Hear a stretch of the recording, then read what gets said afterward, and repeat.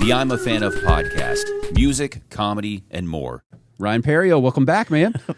Man, Good. It's been a while. Like, how much has changed since we've been on? Like, well, you were just asking me, you were like, how many kids do you have? And so we just had our second. She's 3 months old, starting daycare tomorrow. Because I was telling you I'm going to keep my phone near because my wife's a nervous wreck about dropping our little baby girl off at daycare, to strangers. But this is kid two. Like, you would think that would be, like, you would be less stressed because you've already gone through the whole process with kid one.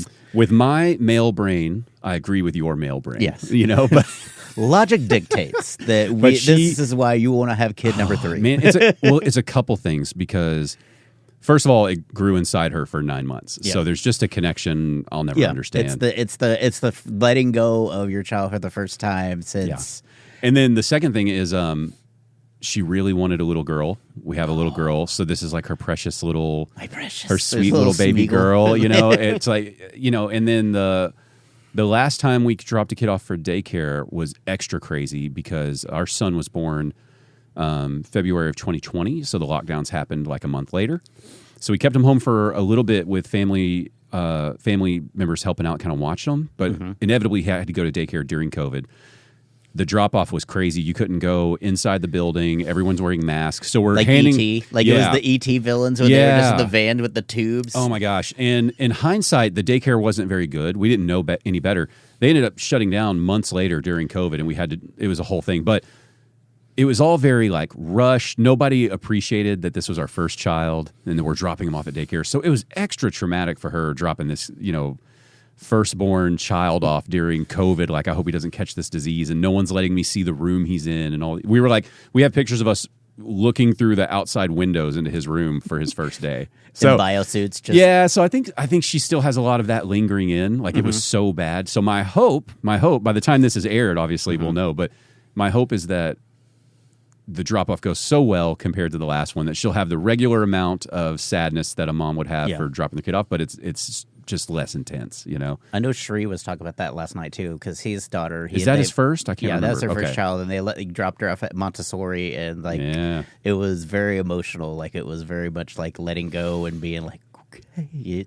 Well, and not to get like too political, but just these other countries where the women can stay home for a year, 2 years.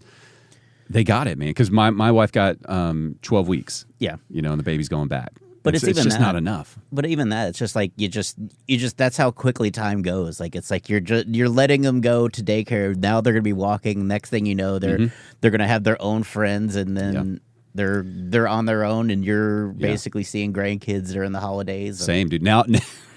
We had to reschedule this interview because I had a combination of like it's essentially just anxiety attacks that are making physical symptoms worse that I already have.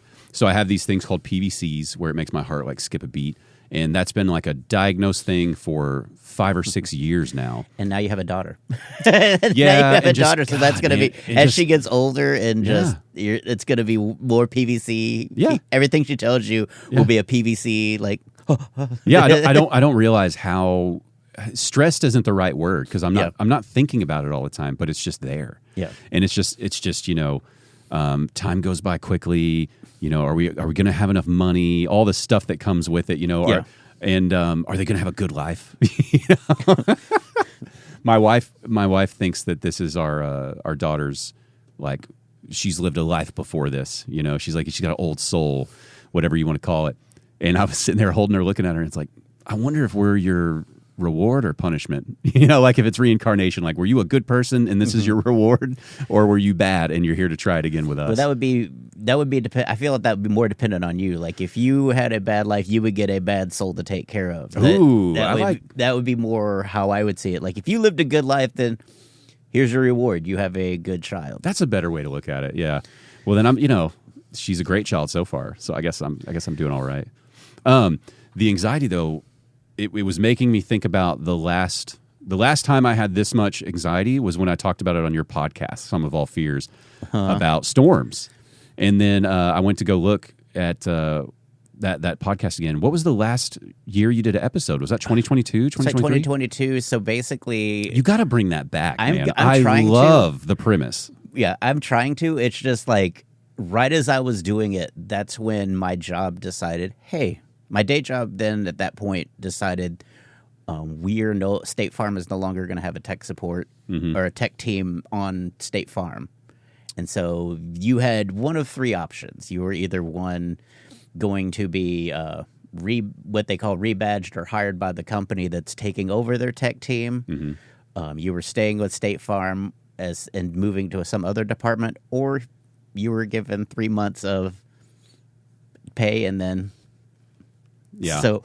So you weren't ready to leave for the podcast? I was very terrified. Like I was very nervous. Like I was like, oh my God, which group am I going to be in? And so a lot of anxiety came into that. And then I found out that I was going to be a move to a different company. Okay. And so that kind of gave me relief. But with that termination from State Farm, because I had so much vacation saved up, I was able to put that towards a down payment of a house. And so that became a different adventure, is trying to, and you've house hunted. That is quite. Yeah. Well, I remember you talking about it back then, that you were looking at things and just, and even from the time we talked to the time you bought, Dallas real estate was kind of going crazy, and you didn't know like how much more expensive is it going to get. And now in hindsight, we know a lot more expensive. Yeah. So you bought it a good time still. It was one of those things, though, but it's very humbling. It's a very humbling experience because Zillow makes it seem so easy and so affordable because they don't factor in emergencies or anything that comes in with a house buying. Like they show you a price of, oh, you don't need insurance or anything like that. You could pay $1,000 a month for a 5-bedroom house, but it's like, then you have your mortgage insurance, and if you don't have a down payment, like you have to pay more than that. And luckily, I was able to pay, the 20% down, so that I didn't have to pay, for PMI or any of the extra things that come with it. But it was just such a humbling experience to realize how little you can afford. Basically, like it's nothing like they show you on HGTV. It's nothing like Zillow. That's that running joke. There'll be somebody, where it's like, Melissa's a school teacher and John's a mechanic and their budget's $3.5 million. And you're like, what? Where are these people? Is this real or is this a scripted show at this point, One of my newer jokes after buying the house was, because I watched a lot of Property Brothers, and it was like, the best part for me of Property Brothers is the beginning of the show where they're living with some relative or family friend for like 2 years. They've been living in, like, the kids are running around and like, what is your budget? $1.2 million. Get the fuck out of my house. Like, what are you doing here? If you have $1 million, you've just been living for free under my roof for 2 years. Like, you could just see the pained expression of the in-laws, or they finally understand. Just the look of them, like, what? What? Exactly. We had no idea about this. Exactly. As their kids are just got all their shit in the living room. I got a couple family members that I think are not doing well financially, and part of me is wondering if it's going to be the opposite. If in a couple of years I'm going to find out they've just been loaded this whole time. You just never know. When you signed your papers for your house, did you actually look at the number, like how much you're going to pay with your interest and everything in the long run? Yeah, I was. And did you have it for me when I bought my first home by myself, and I remember just looking at it going, oh my God, this is the biggest mistake I'm ever going to make, And it took a couple of weeks to feel better about it. And then I told my wife when we bought this home together, I was like, listen, when you see the number, you're going to have this reaction, but we're going to sign, we're going to go through it. But I'm curious, did you have anything like that, or were you just ready to go? It was good. I didn't, because of, I would say, my dad's husband is a realtor, so he kind of gave me some prep, and my dad was very overbearing in the prep, and that's good. He kind of coddled me through it, and it was frustrating at times too, because it would be like, but he definitely did a good job of telling me, hey, this is what house buying is. You need to look beyond the what you barely can afford and look for something that isn't something you can barely afford. And so he basically talked me down from a condo in Irving that would have been $200 flat. But the HOA fee was like $500 with a special assessment of $200. And it's like, you think in moments like, I can barely afford it. I can barely swing it. It was really nice. Like, it was a really nice community. It was right there by Las Colinas Country Club. But then I got to, I was like, my dad was just like, no, just wait. And it does get frustrating if you're on the lower end side of because it's like you just see less and less. But I was lucky that when I talked to my, I guess, the finance guy that does the mortgage, like he's like, you like want to the lock loan in, officer. Yeah, lock in your rate. And I locked in at 6.4 right before everything went.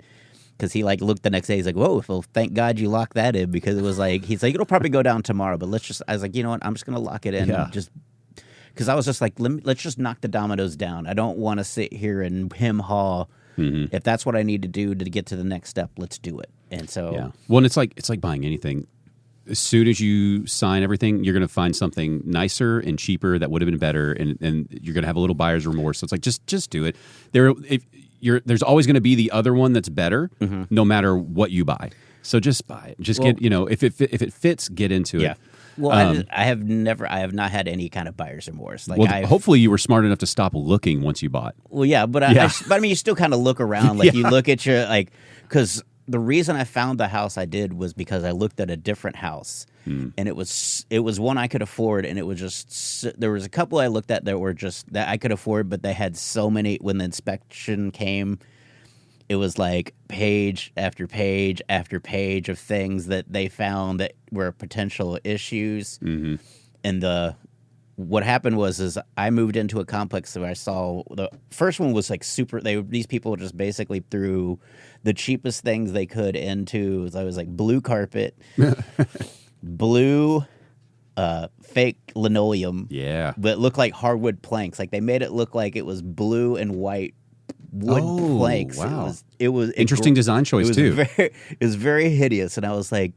But I was like, I love the layout because you walk in and it's just like mine. You walk in, my bedroom's here. You go past this little wet bar / dining area.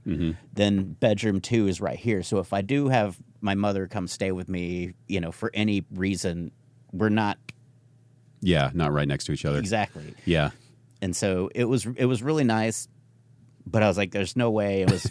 It's a little more work. It was like 120, and it's like this is a total like shit show as far as renovation goes. Yeah.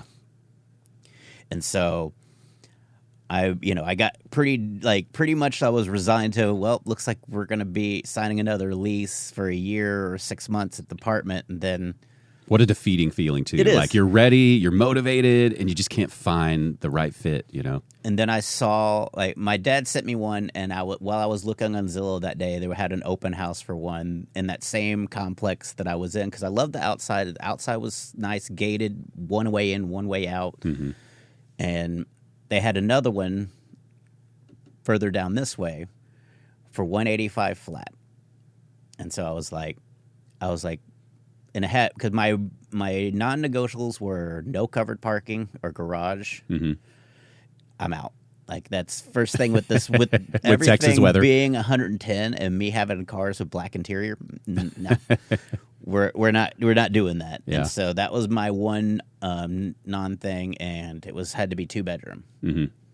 And so it was 2-bedroom and like I would say 1.5 bath, but it's 2 bath, but it's like a shower, a phone booth shower.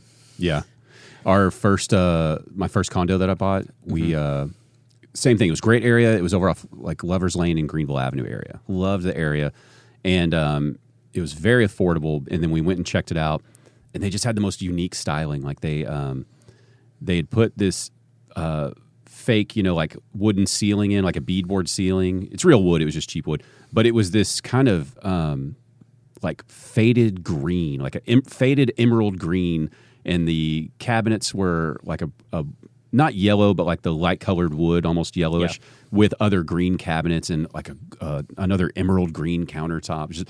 And the bathrooms, they were normal size, but they put all these, like grandiose trim things all in there. So they're trying to make it look like it was this Greek bathroom or something, So it was just very strange.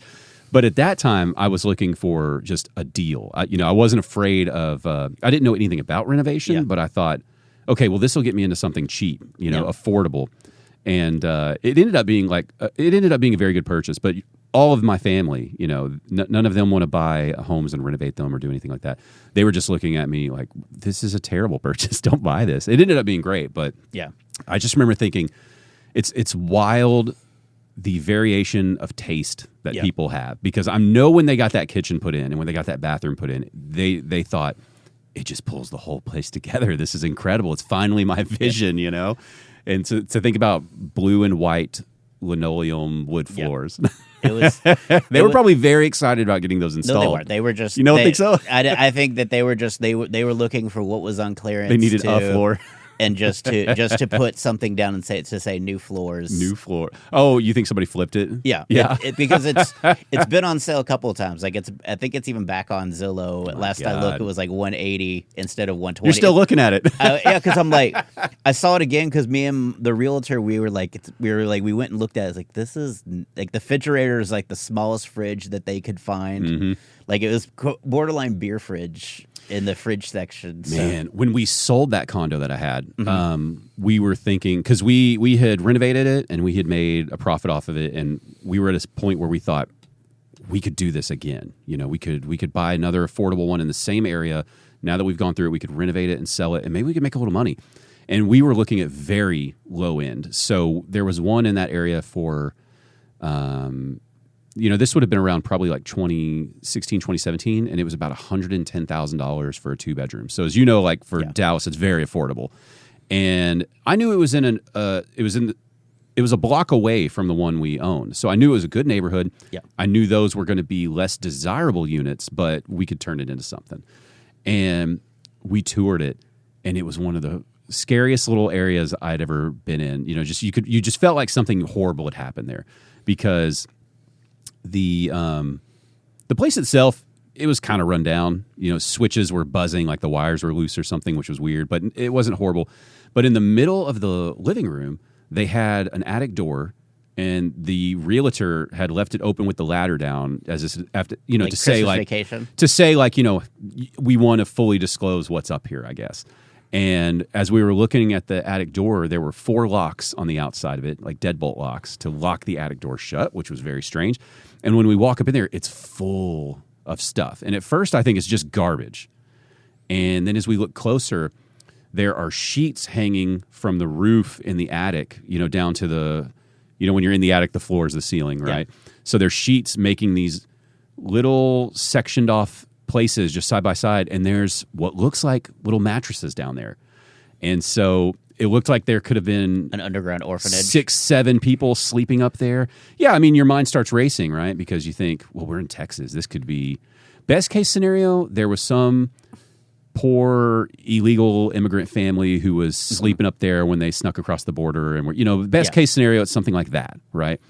Worst case scenario, it's like, is this a cartel house where human trafficking is happening? And there's so much trash. So somebody going to forget that they don't have that house. And there's so much trash up there. You're thinking like, is there someone in here now that I just can't see? You know, you're up there with a flashlight, a cell phone light maybe. And that was my first thought. I go, we're going to start renovating this home.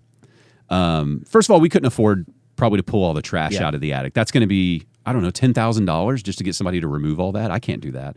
And second, I was like, we're going to pull down drywall, and there's going to be like money or drugs. Body. Yeah, bodies. Something's going to be going on in here. Like on The Wire when they're in Amsterdam. They're bolting people in the wall with the plastic wrap. Yep. Or some dude's going to knock on the door and not know we bought it and think it's the previous owners and be like, you know, where's my money? Yeah. Juan said to come pick up the money.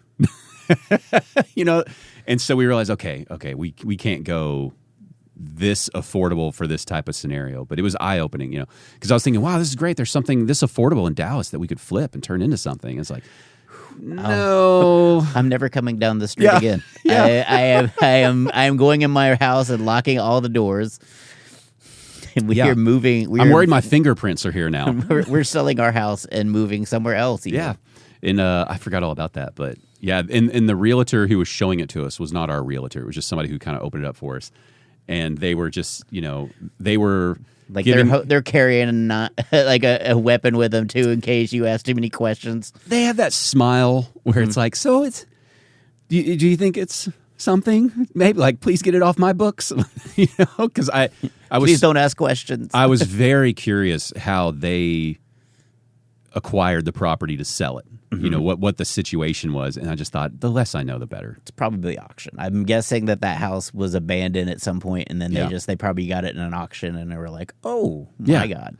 And, you know, I don't really believe in ghosts, but I was just thinking, God, I bet if these something walls terrible. could talk, they would be like, I just can't. leave. I just can't do it. Yeah. But, yeah, now we're in the opposite problem. We love our home, but with our new addition, our home's getting pretty small. And, you know, The property brother, and that you're the property brother people now. There's nothing left to do. We just need another home. That's it.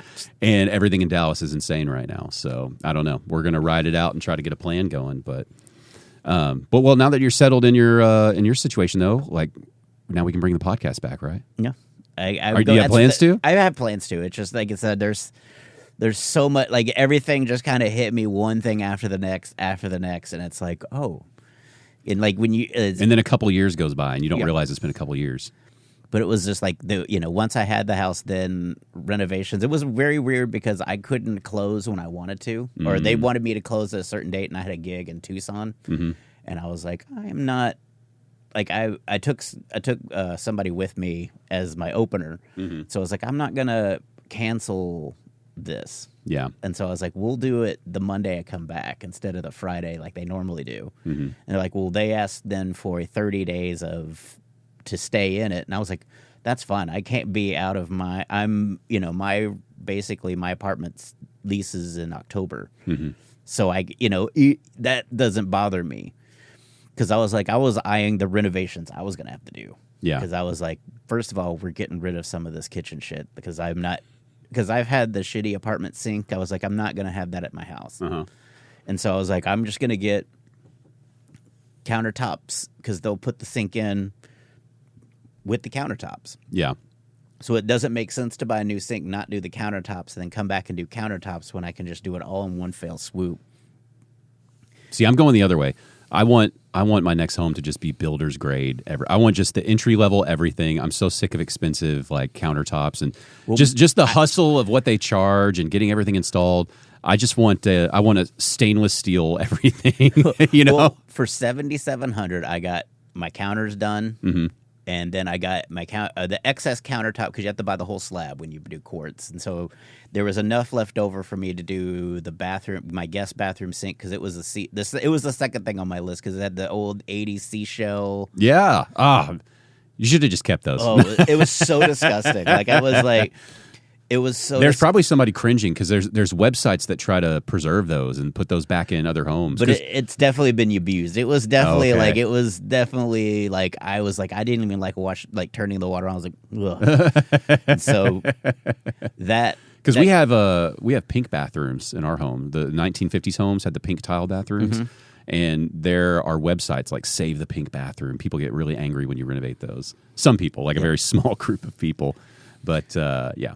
Well, I was curious, when you made a purchase that big, did it change your thought process on how you want to go about your comedy career now? Because now you have a larger financial concern, something kind of looming over you. A little bit, but because of my financial position, I'm pretty my 401k, if I were to cash it out, almost covers the entirety of my house. Yeah, but then your 401k is gone, Yeah, that's the thing. Like I said, but it's one of those things where you got a safety net. Yeah. But are you thinking, I got to start making more money at gigs, I got to start doing nothing like that dawns on you? It's actually cheaper than my apartment. Like right now. Oh, well, there you go. It's at the same price or cheaper than my apartment because my apartment's like $1,200, and my lease is about 12, or not my lease, but my mortgage is $1,200 right now. So did that give you more confidence then?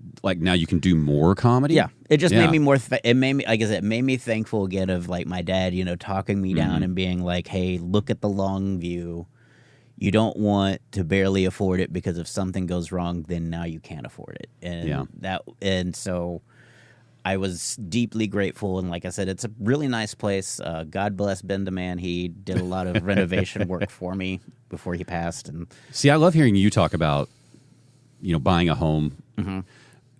I'll talk to some of these younger comics who, it's not a bad dream, but they'll say these things like, I can work on the, I can be a road dog. I can work all the weekends. I only need to make, 30, 40,000 a year. I don't need a home or anything like that. And you're just thinking, you're looking through more mature eyes going, that's just not a good plan, but they have it in their mind that it'll work, But that whole thing is gone. Like with the I the feel modern, like it's gone, but I don't do it. With the modern comedy, it feels like if you want to be a road dog, you have to be kind of less so that the headliner doesn't feel threatened to take you to 40 cities around. Really? You feel that way? I feel like they want a nice table setter. They don't want and sure, like they're not trying to keep you down, but they're not choosing the comic that's, oh, this guy's really good. It's like they don't, because I think another one of your competitors, Hot Breath, has a comedy podcast. Hot Breath? Yeah. I don't know who that is. It's a comic. He does. Are they here locally? No. Okay. They're nationwide, but they do okay. it's like they had Daryl Stroop on. Or Derek Stroop, sorry. Major headliner, works for Nate Land. Okay. And he was talking about like when he went on the road that he used to open for Josh Blue, and Josh Blue just told it he was just killing so hard. Josh Blue's like, I can't take you on the road anymore because it's Omaha, Nebraska. I don't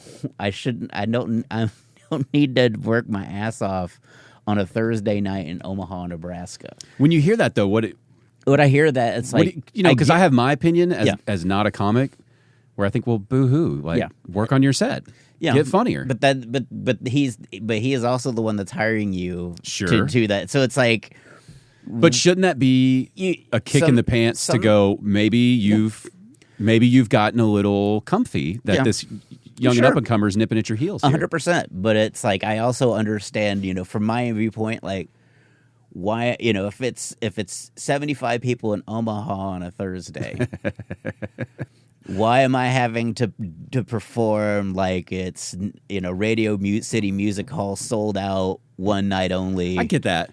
But I also think about all those people who, I don't know if this person said that ever in their career, but those people who say, I don't care if it's 300 people or 10 people, I'm going to give it my best. Yeah.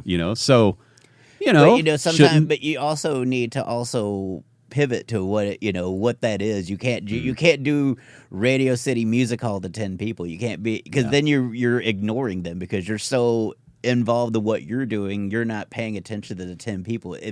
You have to become more of an intimate performer yourself and just be like, acknowledge the fact that, hey, we got 10 people here. Thank you guys so much. Just kind of, and that's, I think, for me, that's a struggle just because I'm on autopilot. You see me perform, I start going, and I'm just an autopilot. Next joke.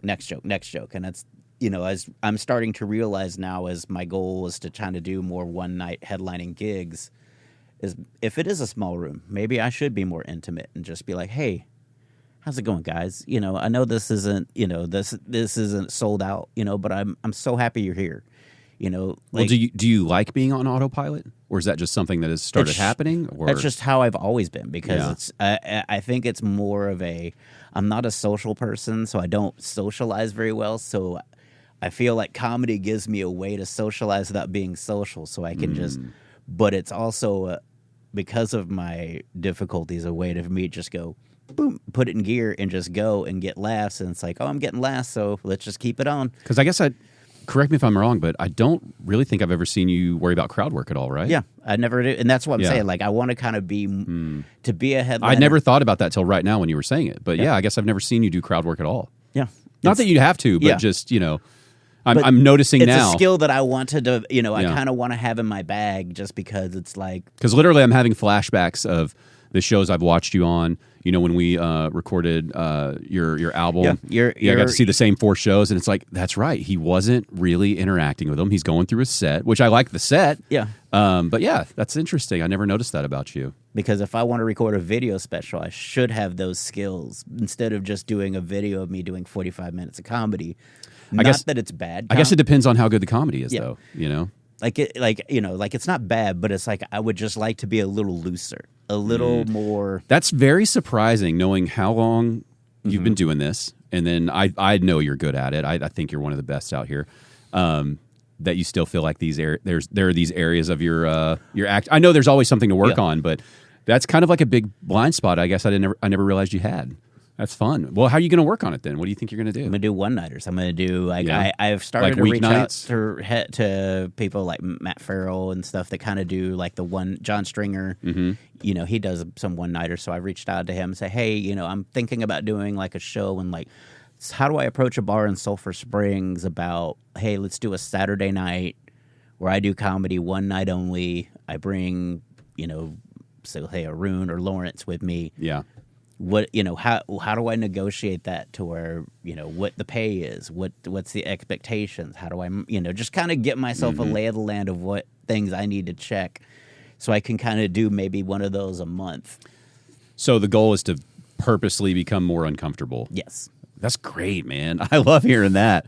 Are you gonna try to force yourself to do small rooms so that you have to be intimate? A little bit, yeah. Yeah. Like I always try to do backdoor whenever I can, and I'm trying to do more of. I feel like backdoor doesn't work that way for you because you've been performing at backdoor for so long that is it really ever? I mean, are you really ever uncomfortable on the stages around here that you already know? I am a little bit. Yeah. If you throw me off on my set, like if you're talking and you throw me off on my punchlines, you'll see me kind of little ripple in my. Yeah.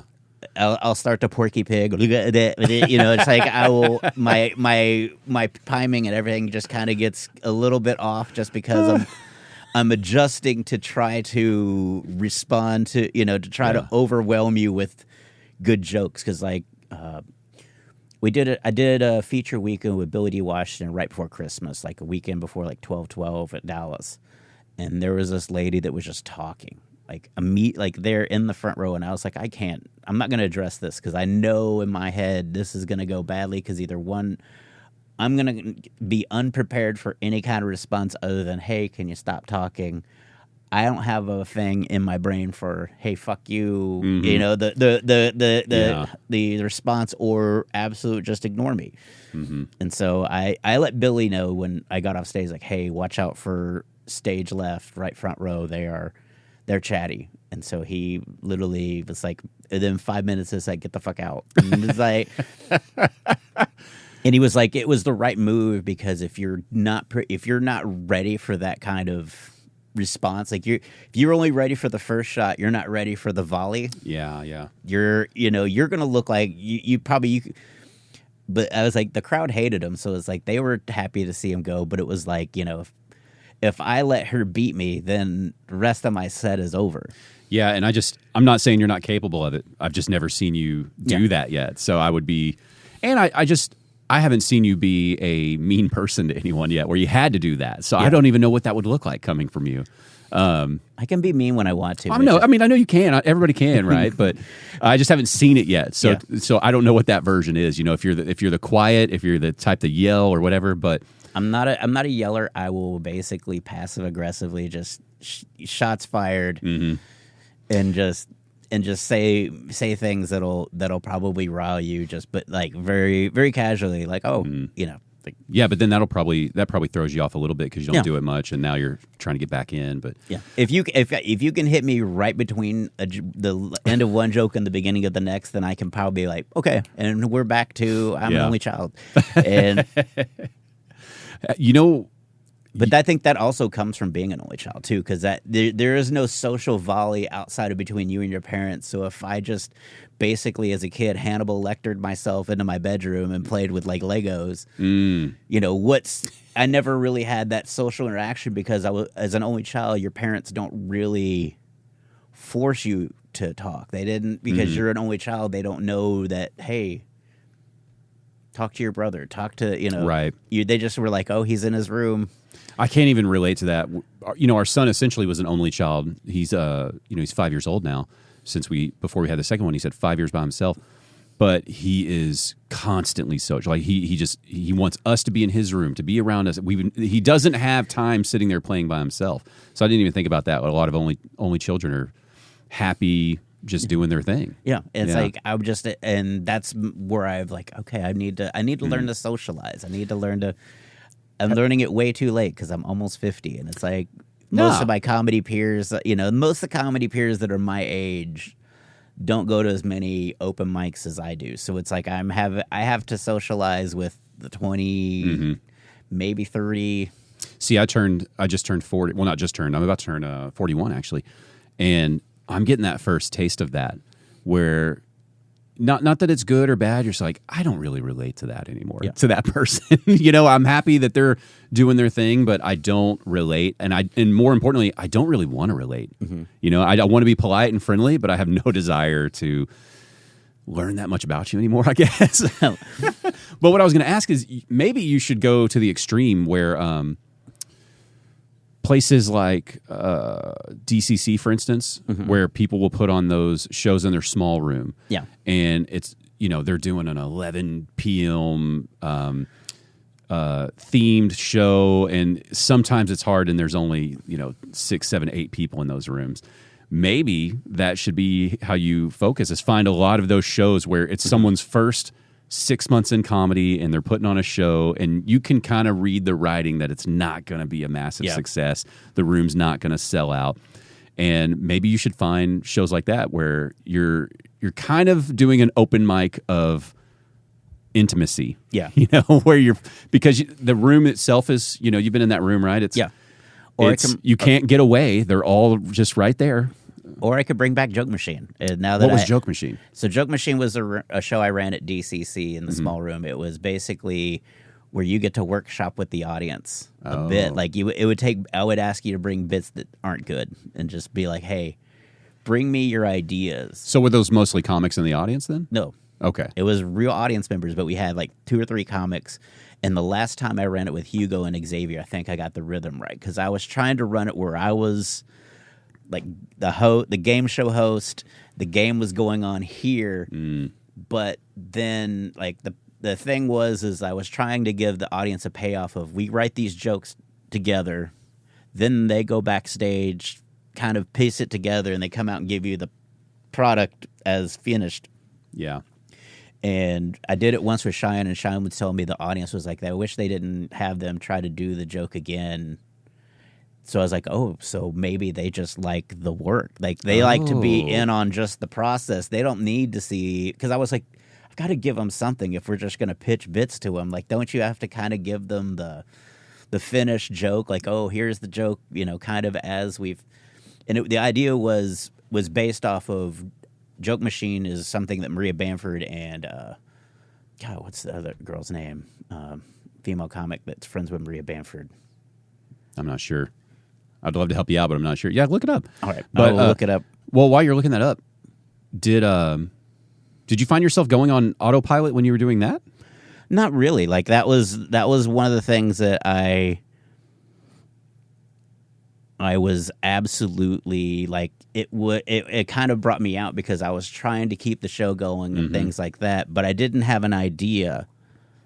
Did it feel good doing that, or were you kind of more nervous the whole time? I was kind of more nervous just because when you're a show producer, you get nervous about, is this a good idea? Am I... Did you find it?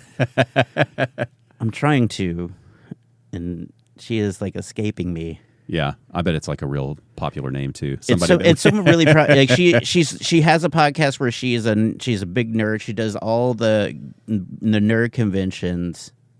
I'm not even getting a face to this. Sorry, I'm leaving you hanging out there. For some reason, the only female comic name that comes to mind right now is Erica Rhodes, but I doubt that's it. No, yeah, but it's like her and Maria Bamford are best friends because they're both Minnesota comics. Let's see. Go ahead and call in if you're listening right now. Yeah, call in back in time. It's Maria Bamford's Minnesota friend in comedy. She does all the Comic-Con. This is fantastic. Just 2 people Googling right here. How old are we? I know, right? Tell us you're in your 40s. Sorry, man. Can't help you. I don't know who the other person is. I'm looking it up. It's gone. Anyway, if you find it, let me know. But they have a thing called Joke Machine. And so basically the premise of Joke Machine was Maria Bamford and the other comic would be like, here's the bit. I'm in a doctor's office. Okay. So you can't, as you're the volley, you can't change it. Well, would be funny if it was a dentist's office. No, it's got to be a doctor's office. So that part can't change. But what you can ask me is details about the doctor's office. So that makes me think about what's going on in this doctor. Who's in the waiting room with you? Are you in the waiting room? Are you in the examination room? And it just kind of they just kind of flesh it out back. They're just trying to find the funny little they're pieces. They're etching out the situation. And I was like, that's such a fun. So when you were doing it, were you doing a similar style? So would the crowd find the funny pieces for you, or were you finding it for them at the comics on stage, or would they say, "Oh, that was funny," and throw you something? It was a little bit of both. Yeah. It was a little bit of both. There were some audience things that came that were really well. Other times it was just drunk people and comics. Then there were some comics that were just there to just be the center of attention. Yeah. And so I just rewatched Ted 2, and that was one of the great scenes where they're feeling, I can't remember if they were feeling bad or good, but they go to improv to shout suggestions. 9/11. 9/11. Robin Williams on 9/11 and the offices of Charlie Hebdo. Just throwing a wrench in it. But, well, I mean, it sounds like you're not really in your own way as much as you think you might be. You just need to do it.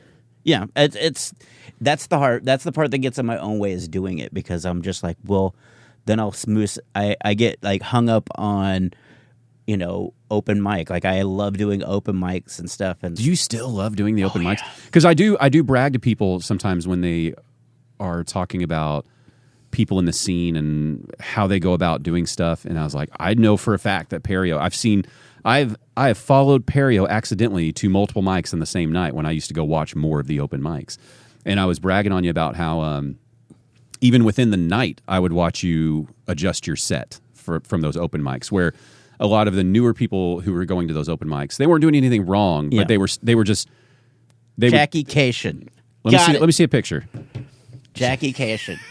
She's awesome. I don't know this person. I'll have to check her out. Super awesome. Okay. Never would have guessed that in a million years. Yeah, she's a hardcore gamer nerd, so she does a podcast, and they send her things like Dungeons and Dragons and things. Like people will send her stuff, and it's just really cool. Like she had one of my favorite bits is she has a bit about old school Nintendo. Like she was playing a game on Nintendo, and she called. This is a core memory. I don't know if you had a Nintendo. Mm-hmm. She called the Nintendo helpline. Like back when they had. Yeah, they tell you how to beat levels, right? Yes. I did not know that existed when I was a child. I found out about it in one of the Nintendo documentaries or something. Yeah. And she called it, and she's like, it wasn't a free call, but this guy, and he's walking her through, like, do you have this in your, yes, of course I have this. I wouldn't have called if I didn't have, like. You think I'm an idiot?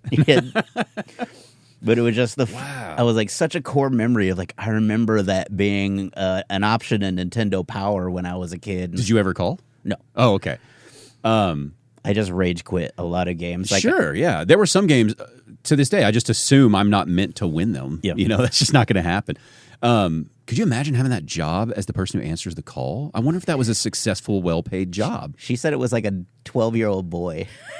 Wow. That it was like you would find like it's like almost like that those makes sense, though. E-League, whatever. What's that new video game league that they had on ESPN where they're all like, yeah, I know what you're talking about, but I don't know the name. Yeah, yeah, but. It's like those people. It's like, yeah, of course, a 12-year-old that has, that just plays this hours and hours on end would be the guy that you would have as your point of contact. Yeah, that's like there were car dealerships that were hiring teenagers. This was when all the touchscreen and all the Bluetooth stuff was coming out, and they were hiring teenagers to explain to old people how to connect their phones and use everything. Hey, whatever works. I just wonder if that was is someone making, $100,000 a year telling you how to go through video games, or if that's $12 an hour and they really I'm doing this to get through school or whatever. What a fascinating job. Would you have called? I don't think I would have. I don't think I just would have been like, I would have rage quit, and then because of my I feel like I'm on the spectrum somewhere, because like I would be enraged, so I would have like this 5 minutes of just breaking, and then I would be exhausted, and then I would just be like, okay. And I would just pick up the controller again. I was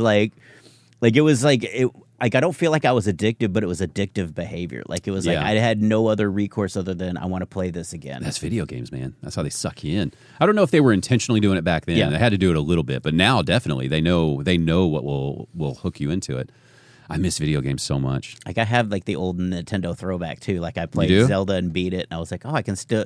Daddy still got it. You know, Oh, that's man. one game that I just love to play because it's like Zelda was like, okay, you don't have to do anything in any kind of order. Mm-hmm. Like I'm not stuck on a level. I can just roll around out here. You know, Yeah. save up and then try again after I've saved up and got some money to all the little heart bot things. Then I'll come back for you. It was always Mario Brothers for us. That was it, you know. And then the relatives had the Super Nintendo. We didn't have that, but you know, you'd go play that version of Mario, and it was incredible. But I'm excited for by the time we get to nursing home age.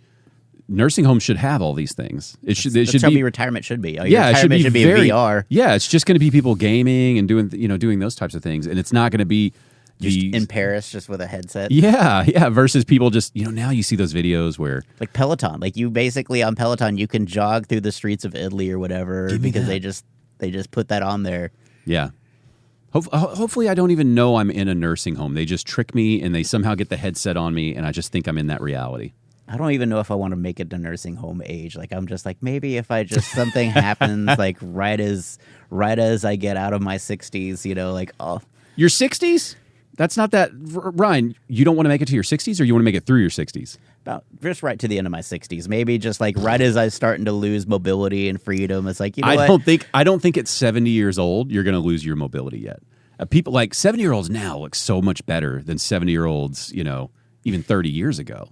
Yeah. So, and I genuinely think we are just moments away from gene editing. I think in our lifetime, it will be an option if you want to just live for, you know, almost immortal, I guess. Just be Tom Hanks in The Green Mile, just watching all your watching your friends and then your son die, and you're still the same age. But everybody, I think, would be doing it. Oh, that's so depressing to me. That just seems to that I can't even watch The Green Mile again just because of that ending scene where him and the mouse, like he doesn't know when he's gonna die because the mouse is still alive that he re-brought back to life, and so he's like, I don't know until this mouse dies when I will die. Yeah, but that's the thing is he's on an island at that point. Yeah. But if we're all capable of it, and you know, you could still always have a car accident or something. Yeah. Like you're not immortal, but I mean, you wouldn't want to see 300 years from now just to see where it's no, because it's like I feel like in some ways it's like you're not meant to see that. You were meant to see what happens in your lifetime. Maybe. And, you know, sometimes, unfortunately, life... But what if that's our version of, you know, there was a caveman back in the day who was just saying things, you know, we're not meant to leave the cave. You know, this is where we survive. And this is what we do. We go a little bit out to get some food and we come back. Doesn't that, I mean... But you still only live to like 20 or 30. Like, I'm sure. Like back when, like, my grandparents' retirement age was 40. Oh, wow. And then you were gone by 60. And so now, like I said, that's kind of caused a lot of economical stress too, because it's like those old companies had pensions and everything because they were all based on you working till 40 and then dying at 60. Yeah, they didn't expect you to work till 70 and then die at 90. And so that's why all these companies like no longer a union. That when we were kids, like Telco had a union. All these companies. Well, everybody had something. Yeah. And now everyone just gets screwed all the time. You get a 401k that you can transfer, and and the working world is so different. Like, I don't know if you have like a day job outside. Yep. Like it's like has your company like gone to the what do you want to do? You know, like they've asked you because like what do you mean with your 401k? Not for that. Like so, when I first started, it was at the telephone company. I used to work for a telephone company. They had a Dress for Your Day book, which was written in 1950.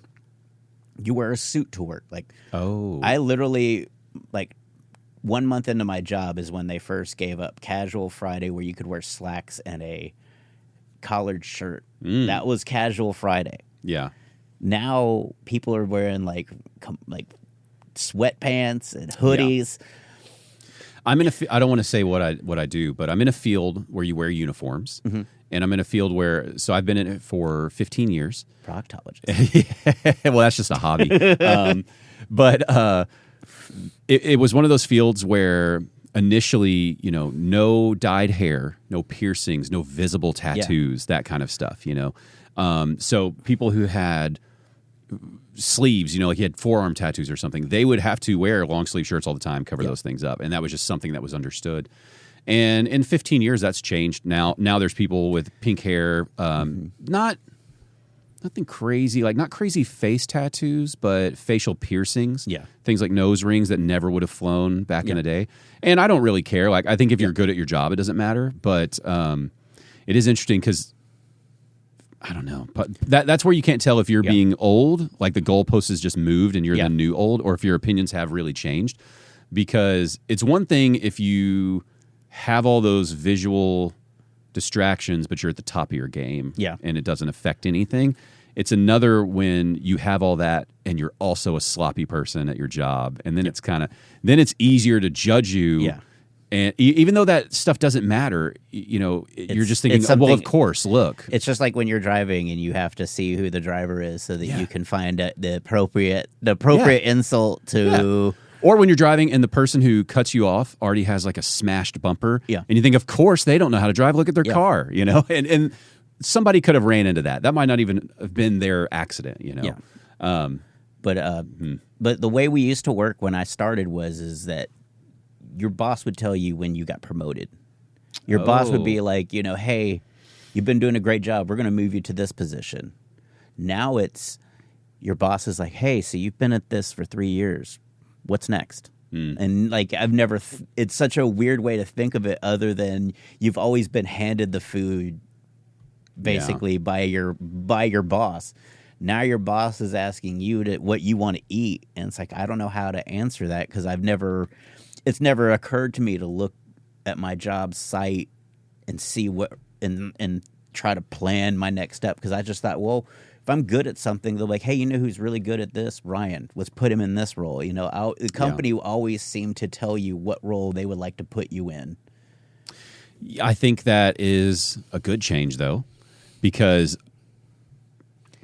I think there are a lot of people now who understand, if I'm going to make anything, you have to go get it. Yeah. Because I think even 30, 40 years ago, maybe not even that long, companies would, though. They would see you working hard and they would naturally promote you. And now a lot of the way... Heck, when I started, in 2008 at State Farm, that's what, it was kind of that way. I didn't know I was ever going to be hired at State Farm because I had gotten a contract. And before I got there, the contract was 2 years. And if State Farm didn't have any open positions, well, sorry, Yeah. But it was 2 years of like, in my head at that point, 2 years so I could make it in comedy, so that in 2 years... it was like, well, at least I got a 2-year buffer to try to make it in comedy, and that kind of started the open mic. That and just having everything around me just taken away from me. Yeah, and so it's like I lived in my mom's couch. I had nowhere to go. I had no money or anything. I was like, yeah.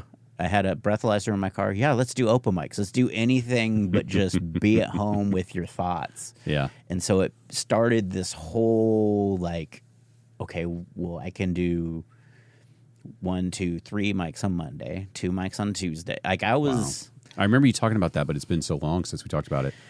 Because that was 06, 07 when I started. That's right. So it was like Mondays we had like Dyer Street, and then old One-Eyed Penguin downtown would have an open mic, and then Tuesday it would be stuff in Arlington. I would stack them, and I would just go, and I was so not good at comedy that they would put me at the end, so it was like perfect. I have time to get to all of you because none of you are putting me up anytime that I have to rush.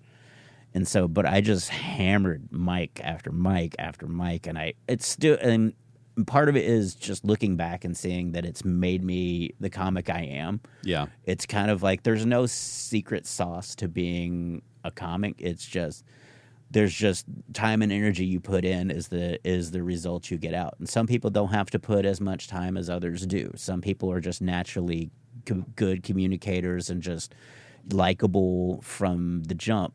Other people have to work first on being likable and get through nervoses and things. I had a ton of stage fright when I started, so I had to work through all of that. I had to work through like looking down at the floor and not even being able to look at the audience. And so, it's just all that time I was like, oh, then if I just keep working at this level, then I'm going to be unstoppable. And it's just, it's become a game of golf of like, ooh, I've done this joke. How can I make it better next time I do it? So were you, at that time, were you viewing comedy the way you described, the regular job where I'm going to do this and promotions and things, they'll just happen? I won't have to tell anyone my intentions. They'll just happen. Well, no, I just was like, hopefully if I don't get hired on 2 years that I'm headlining now, and I'm like, cool. Well, but what I mean is the path from open mic to headliner. Were you thinking it's a similar thing where I just go to work at the open mics and then someone's going to put me on a show. Someone's going to tell me I can Once host. I get opportunities, it's all going to fall. Do you feel like it did go that way? No. Okay. I feel like because, and I tell comics this now, it's like the hardest thing to erase in comedy is a bad first impression. So if I go into the Addison Improv after never, they don't know who I am, and I go up there and I absolutely, I'm like, yeah, put me on the weekend. And they take a chance on me, and it goes absolutely awful. They'll see my name. They're going to remember my name. And so how long is that name is my name when they hear it going to be like, ooh, that weekend? And so that's the hard part is if because you're always eager. Like comics it's hard to say no to gigs and things like that. But it's just like I said, if it does go badly, it's so hard to erase that because then it just permeates everything, and it affects you too, because then you don't hear about it because no comedy club's like, yo man, that was awful. They're just gonna be like, oh, see ya, and then you're just ignored. You're just it's almost like a shadow ban feeling. Like everybody be nice because again, you don't know if this guy is gonna turn next time he finds something, and now he's got 12 million followers on TikTok, and he can do, he can fill your room. So them not giving you an opinion is also a little bit of self-preservation in case you become successful. Exactly. Like it's one of the, but I mean, it's not their job also to be like, hey, don't do this. That's your job as a comedian is to go back, think about it, or if you record it, look at the tape or listen to the tape and see, okay, that wasn't near as good. You don't go out there and be like, man, I killed, and then you just try to go back and look, and you're like, what could I have done better?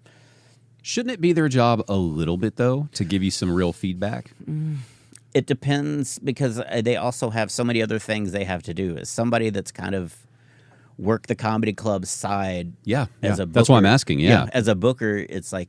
They have to make sure that the tickets the telemarketers are doing their job and are calling the customers. They got to make sure the email flyers, any comic cards they need printed, they have to cut those up. They have to do food orders, liquor orders. Like they have to do all the stuff of running a restaurant bar. Yeah, but don't you view it as I'm making an investment so that I hopefully have a bigger stall of comics to pull from?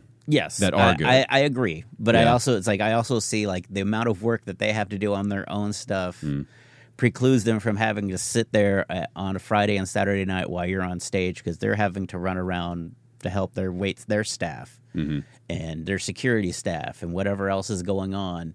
They don't have time to watch your set. That's a good point. And every set and say, well, this is. That they basically get that from like the wait staff, maybe the people back at the sound booth, if they have a sound booth, or if the manager, like the people that just kind of get a glance, or the headliner. If the headliner complains, then and you won't know that the headliner's not like be like, hey, Todd Glass like hated your set, like he doesn't he yeah. They're not going to tell, that, but it's just one of those things where, again, you just don't have the ability to erase a bad impression. So it's always try to put your best foot forward and think of everything as an opportunity, not the opportunity. There's so much, I would say there were so many expectations I put on every guest spot that I had before I was a good comic. Like I was like, here's my moment. This is it. And then I would get up there and I would have so much I had to put so much pressure on myself for this you're going to do this, you're going to hammer this, you're going to, and it would just I would just go blank. And I was up there like, or I would do a joke and where I was expecting a full room of laughs, just nothing. It's like in those situations, were you asking to be on those shows or were people inviting you on those shows? a mix of both. So Yeah. a lot of these were at Hyenas in Arlington when Hyenas had an Arlington club. And so which was even worse because they had a huge neon hyenas sign behind you. So you could see the crowd, front row, the crowd. So you could just see these faces like looking at you. And it was like, oh, I'm sorry. You just see them taking a bite of the chicken strip, shaking their head. Yeah. And like there was a couple, like I work with one of my hero, Carl LeBove. And I was like, I had been doing it. I think I was maybe a year and a half, 2 years in. I was like, oh, I've been, my open mics that week were just absolutely killing it. And so I was like, Carl, he's like, hey, you doing on my show, and I'm like, okay, I can't wait to show this guy who I think's amazing, and I still do. I think Carl LeBeau was one of the most amazing performers I ever watched. Like I was just enamored with the amount of control. Like he was everything I'm not. Like he was basically like infectious. Like it was like having a minister. Like he'd shake your hand. He was just so fun to hang out with. And I was like, I envy that because I don't have that social gift that you have. And so he gave me a guest spot, and so I was like, I want to do so well for him. And it was probably, if not the worst, probably the second worst guest spot I ever had. Like I got no laughs. Yeah. In hindsight, why? Just the material wasn't there yet, or I think it was more. I don't know if it was the material or the persona of just being like uncomfortable still and not being able to. And so I just was so defeated. And he like put his hand on my shoulder. He's like, "Hey, but you did it." It's like, and it was one of those things where he's like, he knew it wasn't great, but he's like, you know what? You still you didn't give up. You didn't let I was like, I'm not gonna quit. I'm not gonna be like, you know what, you won. Fuck you guys. So I was like, and it kind of broke me. And so I, for a while, because everybody else in my social circle at that time was starting to kind of find their stride and get things, and I was still just going to open mics and no one. And I would even hear them tell people, yeah, he's probably not, someone you want to. And so I was just like, I just sat. I think my breaking point was I was at an open mic at Hyenas Dallas in maybe like 07, like right after it opened, like in 08. It was, and it was like one of the first Wednesday nights. And like Tone Bell was there and all these people that now are, doing great things, but I was just sitting there like I am, and I just basically like let myself think like maybe I'm just the worst comic in the scene. Maybe I am the absolute worst comic, and I was just so beaten down by it. And then I went home and I fell asleep and I woke up the next day. It's like, okay, so you're the worst comic. What's the next step? Because it was when you do that, you have a choice. It's like, okay, does that mean you're done? Does that mean that you're just going to be you're just relegating the stuff that the comedy isn't for you, or do you want to try and figure this out? And so I was like, I enjoy doing comedy, open mics and stuff. Like I'd made friends with Paul, Mark Agee, and all those people just because I was like Rudy from Notre Dame. Like I wasn't doing anything great, but I was just there all the time. Right. And so I was just like, okay, we're just, that's fine. Let's go last open mic, but we're just going to hammer every single open mic. And we're just going to, and I would just set myself small goals because I had stage problems. I had talking problems. I had eye contact problems. I was like, okay, we're just going to knock these out one at a time. Were you just deciding what the problems were, or were people telling you? There were some people told me. Some of them told people me. That you like trusted, or just people like, saying, "Hey, man, this is fucked." Like what? Like I would talk to Mark and Paul, and they would be like, "Okay, you can't be." First rule, Paul Varghese was like, "You can't be this self-deprecating. It is borderline sad. It's getting uncomfortable." Yeah, it's getting uncomfortable because you're beating yourself up so hard, and that comes from a background of being bullied. So that made everybody making fun of me made the classroom laugh. So I started making fun of me because that was the I'm getting ahead of it. Yeah. And you've already got the list. You can take what was said. I can White Rabbit. I'm Eminem White Rabbit, just telling all these flaws. But it's like Paul was like, you got to win in some of those. And I think my first joke that I wrote that I won was the role playing joke, where I wrote the she wanted me to role play and pretend to be her ex. And so I got up and left her. and it was like, that was the first time. And I was like, I'd never written anything where I was the winner. Right. Until that joke. I was like, I had always been they told me that I suck. And it's like, you're going to go walk out in traffic now? Or like, what do you? Yeah. It's like Sons of Anarchy ending. You're just going to, like, as the semi comes, you're just going to take your hands off the handlebars. I mean, that speaks to why you need a group around you. Well, that's what I tell people too. Like the new comics too is like, build a community. I was like, because it's like, it's really hard. Like, not everybody's going to like you or hang out with you and stuff like that. But if you have a group of you that all start together, because I was like, I have different problems than you have. The problems I have, you would love to have as a new comic. You would love to have, oh no, what club's going to book me this week? Any comic would love to have that problem. But my problem is, I have to try to get all these clubs plus clubs from out of state and everywhere else to try to book me and to try to fill my calendar as much as possible. And you don't have, your problem is I don't have 5 minutes yet. And so it's like, you need to have that group that you can, because Paul expressed that to me too, is you need to have that group that you can bitch and complain about shit to, so that the people or the establishment you're claiming about doesn't hear it, because it's all with you. It's an inner sanctum of you guys saying, I'm so fucking frustrating that I can't get booked, and you can say that without posting it on Facebook so that everybody can be, look at, Right. That is a big thing I see a lot with every new class that kind of comes through. You start seeing new people online before you really see them on shows. Yeah. And boy, they're airing it all out there. You know, I'm shocked. I'm shocked how much they want to talk about the journey online as if everybody's really listening to it, first of all. Yeah. And then second of all, the only people who are going to notice it are the people that it pisses off. Yeah. The people you hope are going to be constructive about it aren't looking at your post and commenting on it. Yeah. And like I said, it's hard to know what to share, because social media invites you to share, and they make it look like, I should share everything. I should, share your trip, share your family, share your kids, all these different things. And it's like, well, where do you turn it off? As I'll tell you, as a fan and as somebody who just, looks for new comics, I don't mind catching people when they're brand new. Yeah.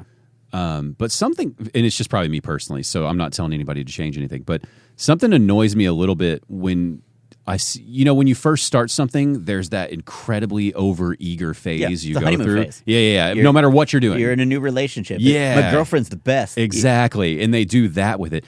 Versus when someone goes under the radar and I haven't seen them until they're in year 2 or 3, because they're not big posters and they were just working on it. And so even if they're still polishing it up, they've gotten that initial rough edge off of them, hopefully. Yeah. And you're like, ooh, who's this new person? You find out they've been doing it 2 or 3 years, and you're like, okay, so you're new, but you're not new.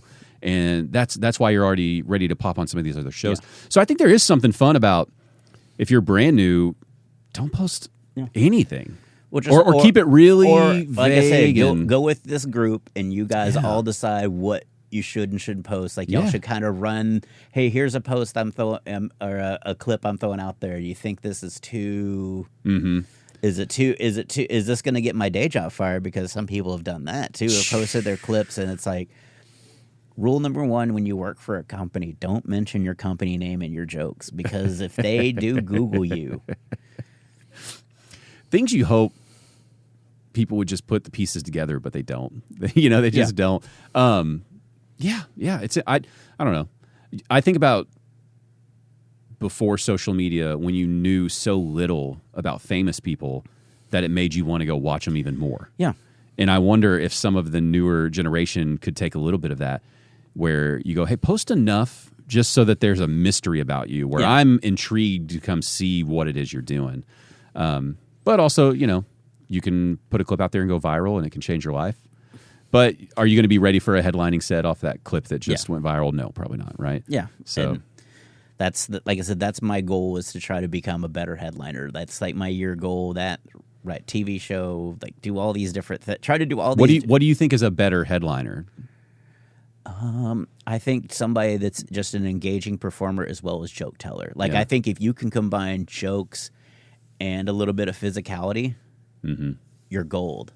Like, but you do have physicality with yours too, though. But I want to also have pacing and stuff like that. And like one of my deepest regrets with your Crockpot album is that because don't you have we don't have to say it on here, but don't you have the Chuck E. Cheese bit on there? Oh yeah, yeah.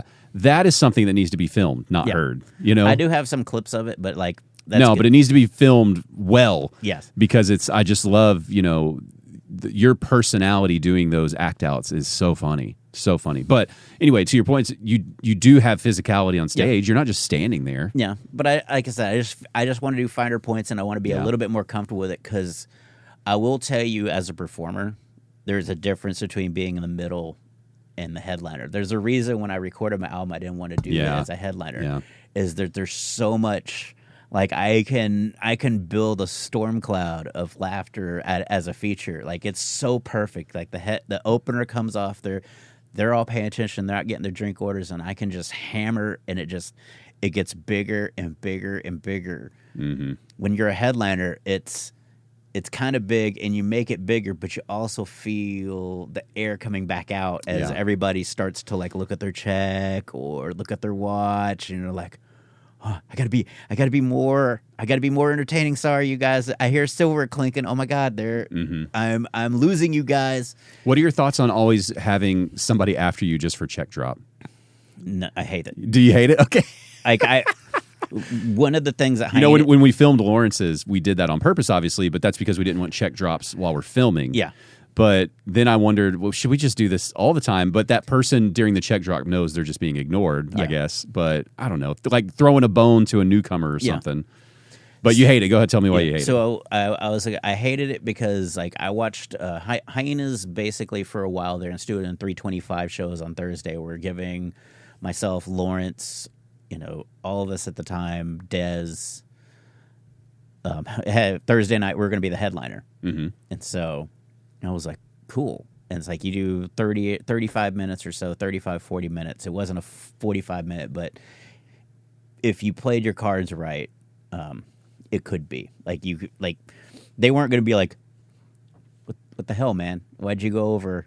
At that point, you're the last person to show of.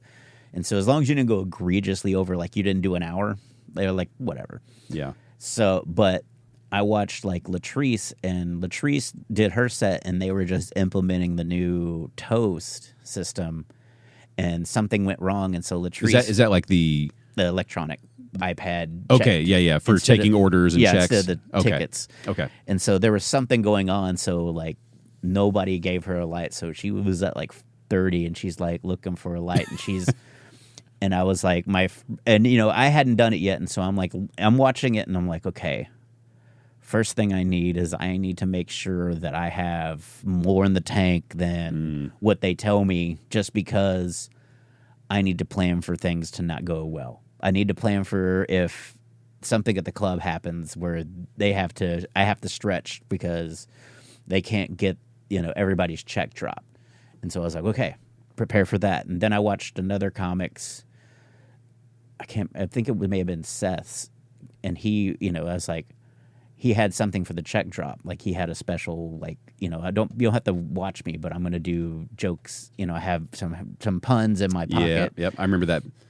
Yeah. And I was like, okay, number two thing I need to have something for the check drop, because that's a little bit of if you're not a, normal headliner or anything like that, that's a part of the show that you're not expecting. Like all of a sudden you lose it. It's like all of a sudden you just get, your internet goes out, basically. It's almost like your Wi-Fi gets cut off. And you're basically you need some light throwaway stuff. Just Just that's background noise until they're re-engaged. Yeah, and just like what joke do you want to do during the check drop? So like make note that they're doing the check drop.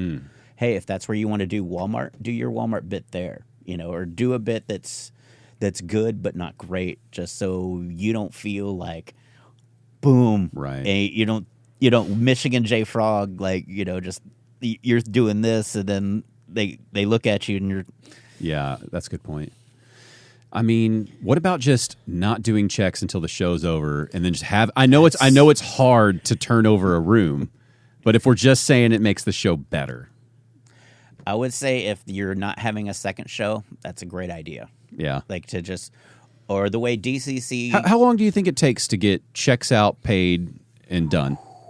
It depends on the system. With the Toast system, it's a lot easier. When it was paper tickets and they had to pick up adding machines and add up all their checks, it took a good 10 to 15 minutes to kind of go through it and get their cards out, make sure you get the sign slip back, and it was quite an operation. But it was like you learned as like I say, when you're a working comic and you see that, like, oh, there's a lot of other things going on besides me just doing comedy. Right. No, I get that.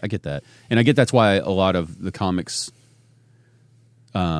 struggle to work with some of the clubs, is that there are things you have to do depending on what positions you're in, that night, and some of them just struggle with it. Well, I mean, I had Tom Murphy on here, and he's a great example, and he's open about that. He knows that he's too rough around the edges for that. And he's told me that even you've talked to him about it before, and he said you gave him great advice. But where it's like, he said that you gave him good advice. I don't want to say it on here because I think he wanted it to stay private. But yeah, and because he's one of those where I think, gosh, man, you're capable of being so funny. If you could just play by the rules a little bit more, I wonder what you could do. And he's not the only one. There's so many examples of that where it's like, hey, if you could just. Yeah. You do something at every career that you don't love and you don't care about, that you just got to do to get to that next level. It's like walking down an art fair and just seeing some of these amazing paintings catch your eye, and it's like, why are you here and not in the Dallas Museum or things like that? And it's like sometimes it's like, I get it. This is your joy. So I always try to give advice to say, don't change who you are, because if you don't want to work, because I always tell, comics ask things, I'm like, well, what do you want out of comedy? Because it's not everybody wants to work clubs. So it's like, I can't be like, well, you got to be clean, you got to do right, because that may not be their goal. Some people's goal is just to be viral on social media. I'm like, well, then you need to just watch the news and just have a hot take on whatever is the big story that day, and just be consistently hit it, and just everybody it's different. You think sometimes that comics have the same goals you do, and it's like they don't. Some people are not as passionate or more passionate than you are about certain things, and you have to kind of advise within their ecosystem versus you're never going to do. The footprint changes with every class, right? Well, speaking of goals, and then you were talking about, knowing that you have to have different material within your set for different things that come up.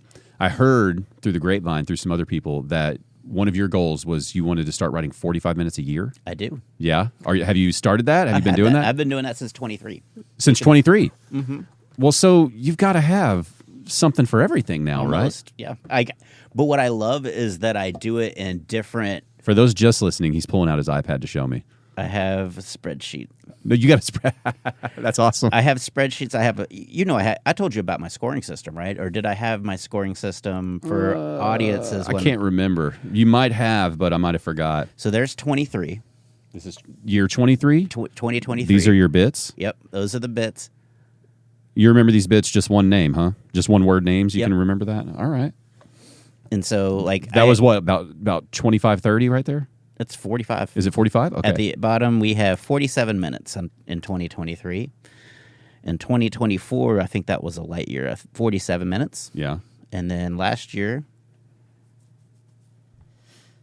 So how much of 47. So how much of that is making it to the stage?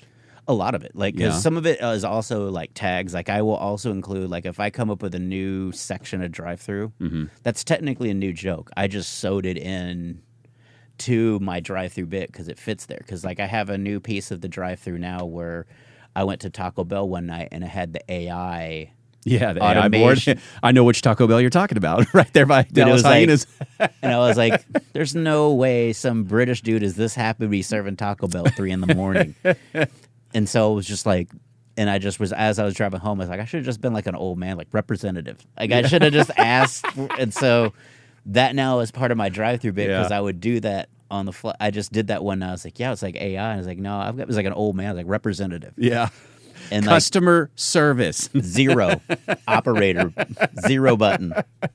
I would talk to the drive-thru workers when you get up to the window. Oh, I told them. I was like, sad dude making my tacos. Turn off the machine. Well, I would ask them. I would ask, do you like having the AI board in terms as a worker? Do you enjoy that, or do you hate it? What is it? And the younger people seem to be kind of bothered by it. They're like, it's just annoying. You hear the voice in your ear all day. And the older people that. When I say older, anyone older than 20 something who working at Taco Bell, who I would think was ready to be like, these fucking computers are taking over. They all loved it, and one guy in particular, he's probably closer to 60, and working Taco Bell, but great attitude. It was one of those attitudes where it's like, with this great attitude, are you working here by choice because you're wealthy in some other way or something? I don't know, because it seems like you've got the personality to not be doing this job at this age. But he goes, I love it. He goes, this is exactly what we wanted when I was a kid. The future was supposed to be this. I'm shocked it's taken this long.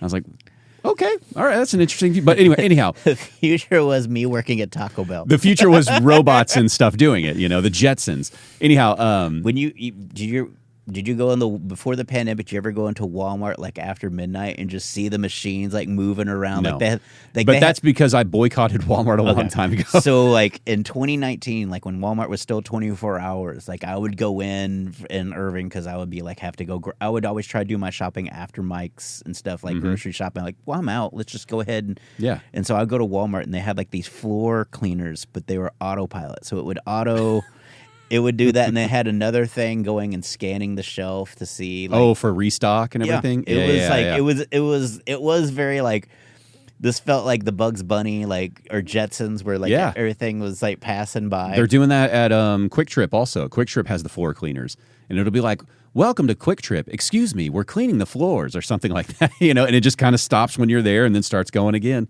But I mean, I don't mind that. Yeah. Because here's the thing: if that robot's not there, when was the last time you saw an employee mopping a floor at a place like Quick Trip or Walmart? Mm-hmm. Only if there's vomit, So if it's getting clean, I'm happy.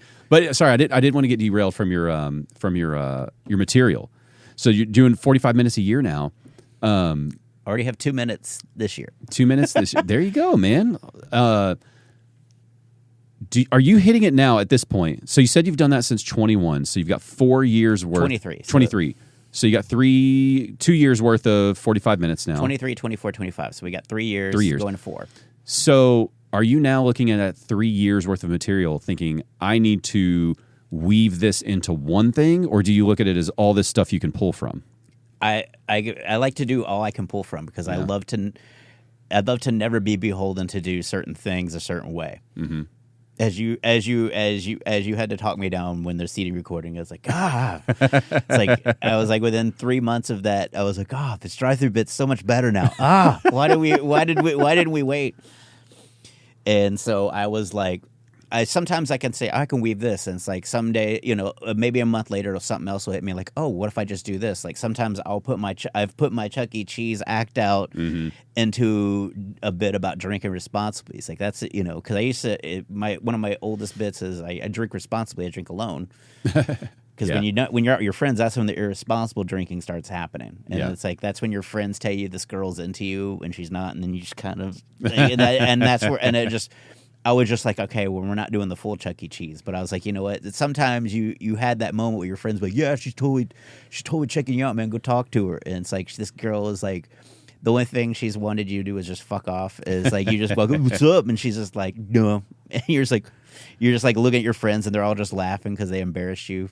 Yeah. Like the girl like the joke where I used to have where a girl put a cigarette out on me was real.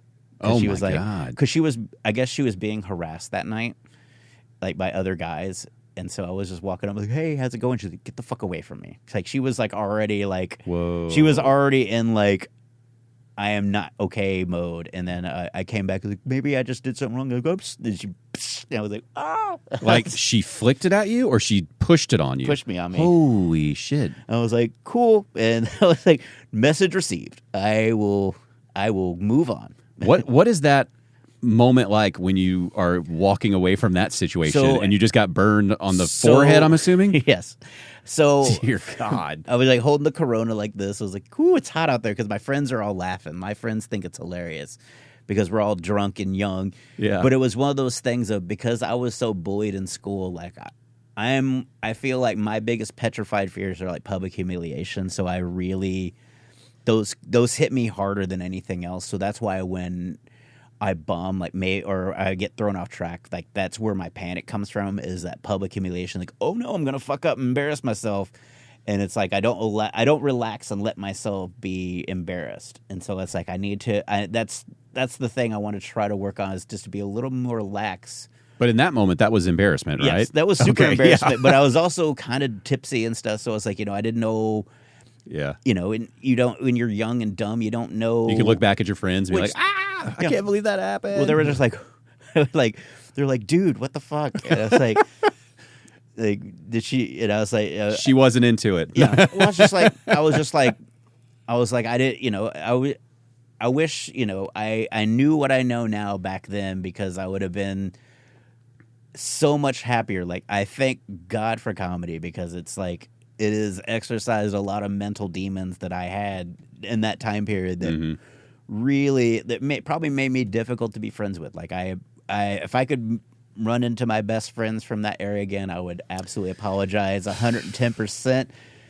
I think that's everybody, man. Yeah. I think we're all. I think most of us sane people. Yeah. You replay those few moments that you think everyone knows about and everyone's judging you. And you're like, God, if I could just do that different. Well, yeah, but it's just there's things that I did that just haunt me. It's Sure. like you made character mistakes that probably, they probably still look at me as that, and that character, is somebody that, because that was probably one of their final impressions, right? Yeah.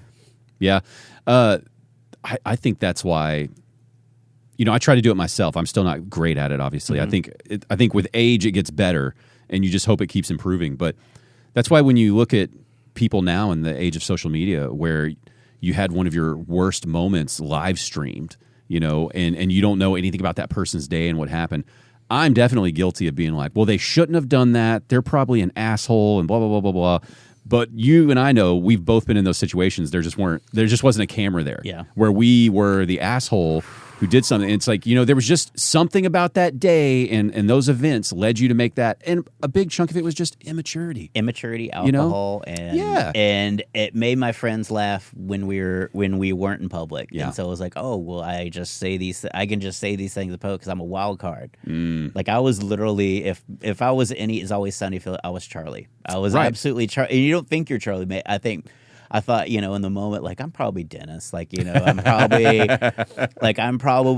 like my best friend at the time, he was like really good looking guy. So it was like, oh, he's obviously, he gets whatever he wants, and then I'm number two on the kind of weird, quirky.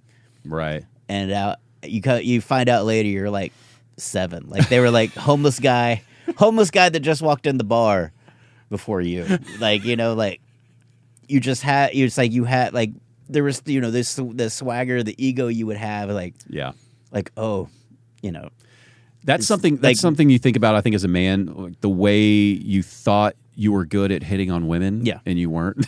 I'm like, God, I'm glad my wife doesn't know that I put these pickup lines out there. Like I need to tone my friendliness down, because my friends' girlfriend's probably going to fall in love with me, and like you just have those like ridiculously dumb oh, she's gonna think I'm so funny, and then like on my and then Better, me and my best turn the friend charm down a little. me and my best friend are gonna end up like having an argument over a girl, and then I don't want to lose my friend. Like, Were these in your drinking days, or were these in Yes. your? Oh, yeah. Okay, so this was a lot of this was within a drunken. This was haze. all from like 2001 to 2005. Yeah. Or 2006 in some level. Like 2005, like 2005 was probably my worst year. Like as far as Was that the year you got your? No, it was early 2006, but 2005 was going down a really really dark path. Like That's right, because comedy was 2006. Yeah, comedy started. February 2006 is when I got arrested. Yeah. And then August of 2006 is when I started stand up because I got my job taken away at that point. I had everything. So 2005 was the year that led to rock bottom. Yeah, like because I was working nights at a TV kind of not station, but we would deliver commercials to the TV station. So I was working 6 p.m. to 3 a.m. And then Friday night I would come in at 3 and then I'd work till 10 a.m. just to make sure because we would do movie commercials. So all the movie trailers would go out that night, and I would have to wait till Saturday morning, and they didn't ship by like 9 a.m. Then I would UPS something to the station. Wow. And it was just... Can we just take a moment to appreciate that whole industry is non-existent now, right? Yeah. Yeah. Anyway, sorry, go on. It's wild. But it was just so... I was so sequestered because before that, I would go out and party. I was an engineer at a telephone company making, in my 20s, like 40 to 50 grand, which was... a lot. Yeah, it was real money, especially that time period. That's money.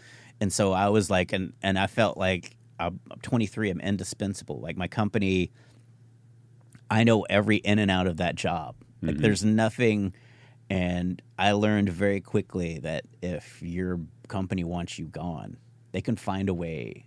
They can find something. They have to find one little thing, and like, oh, what if we turn this into?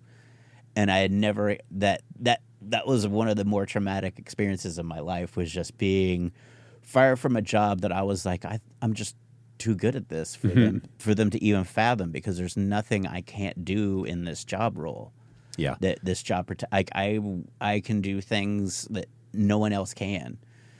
I have an acquaintance who is a successful spine surgeon, and they are the head of their group of spine surgeons, and I mean, just extremely successful. And that was some of the best advice they gave me, just chatting with them in passing, was they're like, everyone's replaceable. He's like, even me. He's like, I'm running the show. He's like, I built this thing. I'm the one who started this and hired everybody. But if they decide it's time for me to go, I'm out, and the train's going to keep moving, and it doesn't matter. They're going to keep making their money and doing all this.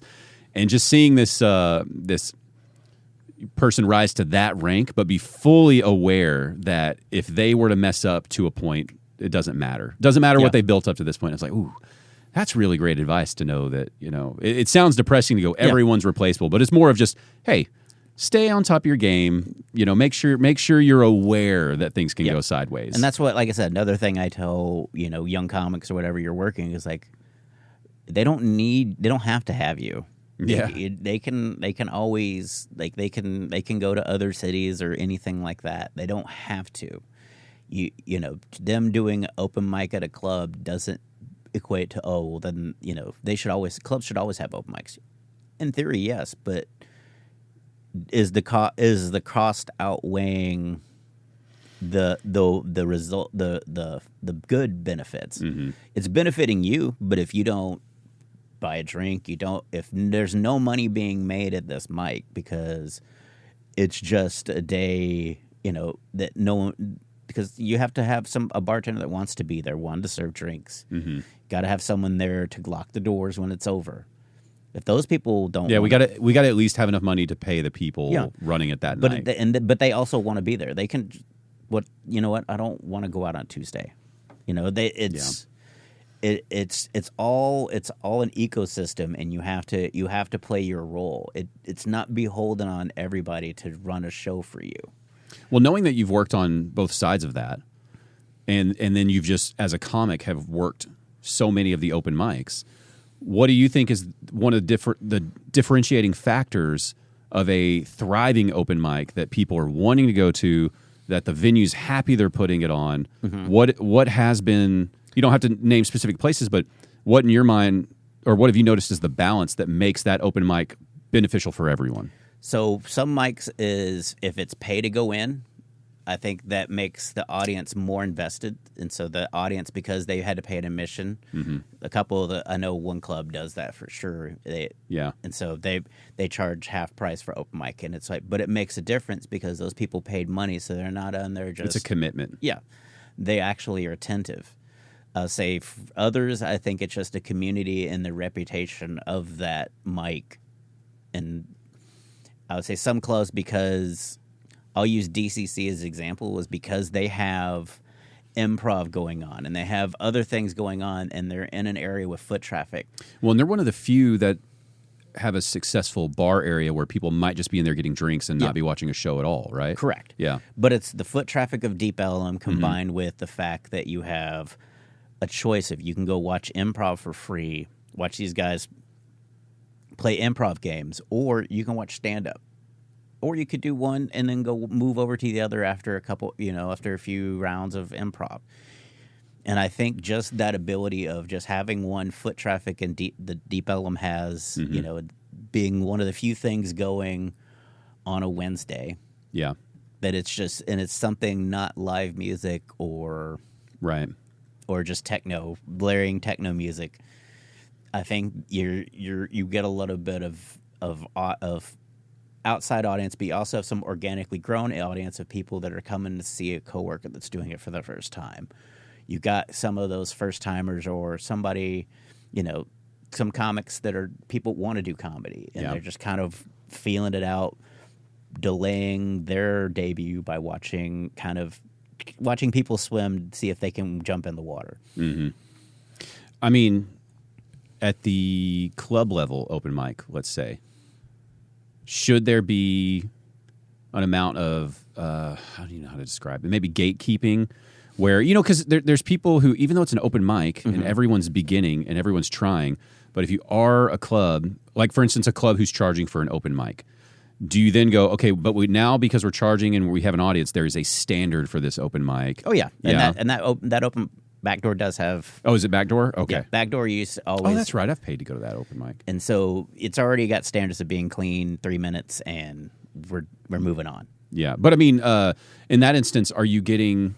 Are you getting bumped off of an open mic? Like if you've come to that open mic 4 or 5 times, not necessarily Backdoor, but if you've come to that open mic 4 or 5 times and you're really struggling, is it then fair by a club to say, hey, we know it's an open mic, but maybe you need to go hit some of these bar open mics before you come back to this one? Or what's like an etiquette for that? Your etiquette is, if you're not doing well, my etiquette would be to move you to the end of the show. Okay. So I would run Hyena's Dallas open mic, and I also ran Hyena's Arlington open mic, which was probably the hardest mic I've ever ran. Arlington? Because think of the amount of comics like Hyena's Dallas. Yeah. But I was just the host. So I would host from 1 to 80, 90 comics. God. So what is that? So it would be 10, 8 to 10 blocks? Is that what that is? It would go from 7 to like 1 a.m. And so... Why are you torturing yourself for that, Ryan? Because when you're young in the game, oh my God, you're willing to do those things. Yeah. And I love doing the open mic, and I was like, you know what? This will put a feather in my cap with the management is, hey, look at this guy. He's willing to do these things. And so, but you have to balance egos. Is the hardest thing about running open mics. You're balancing an ego and explaining why.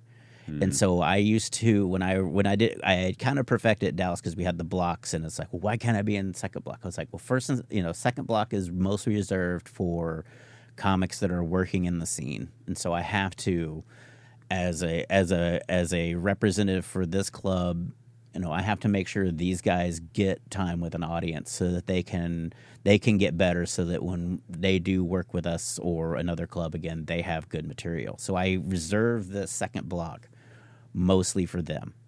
So my first block is kind of, going to be older and guys that are up and coming. It's like, hey, you guys are going to pop the show, start the show off. Hey, this is legitimate. Then second block is going to be my heavy hitters.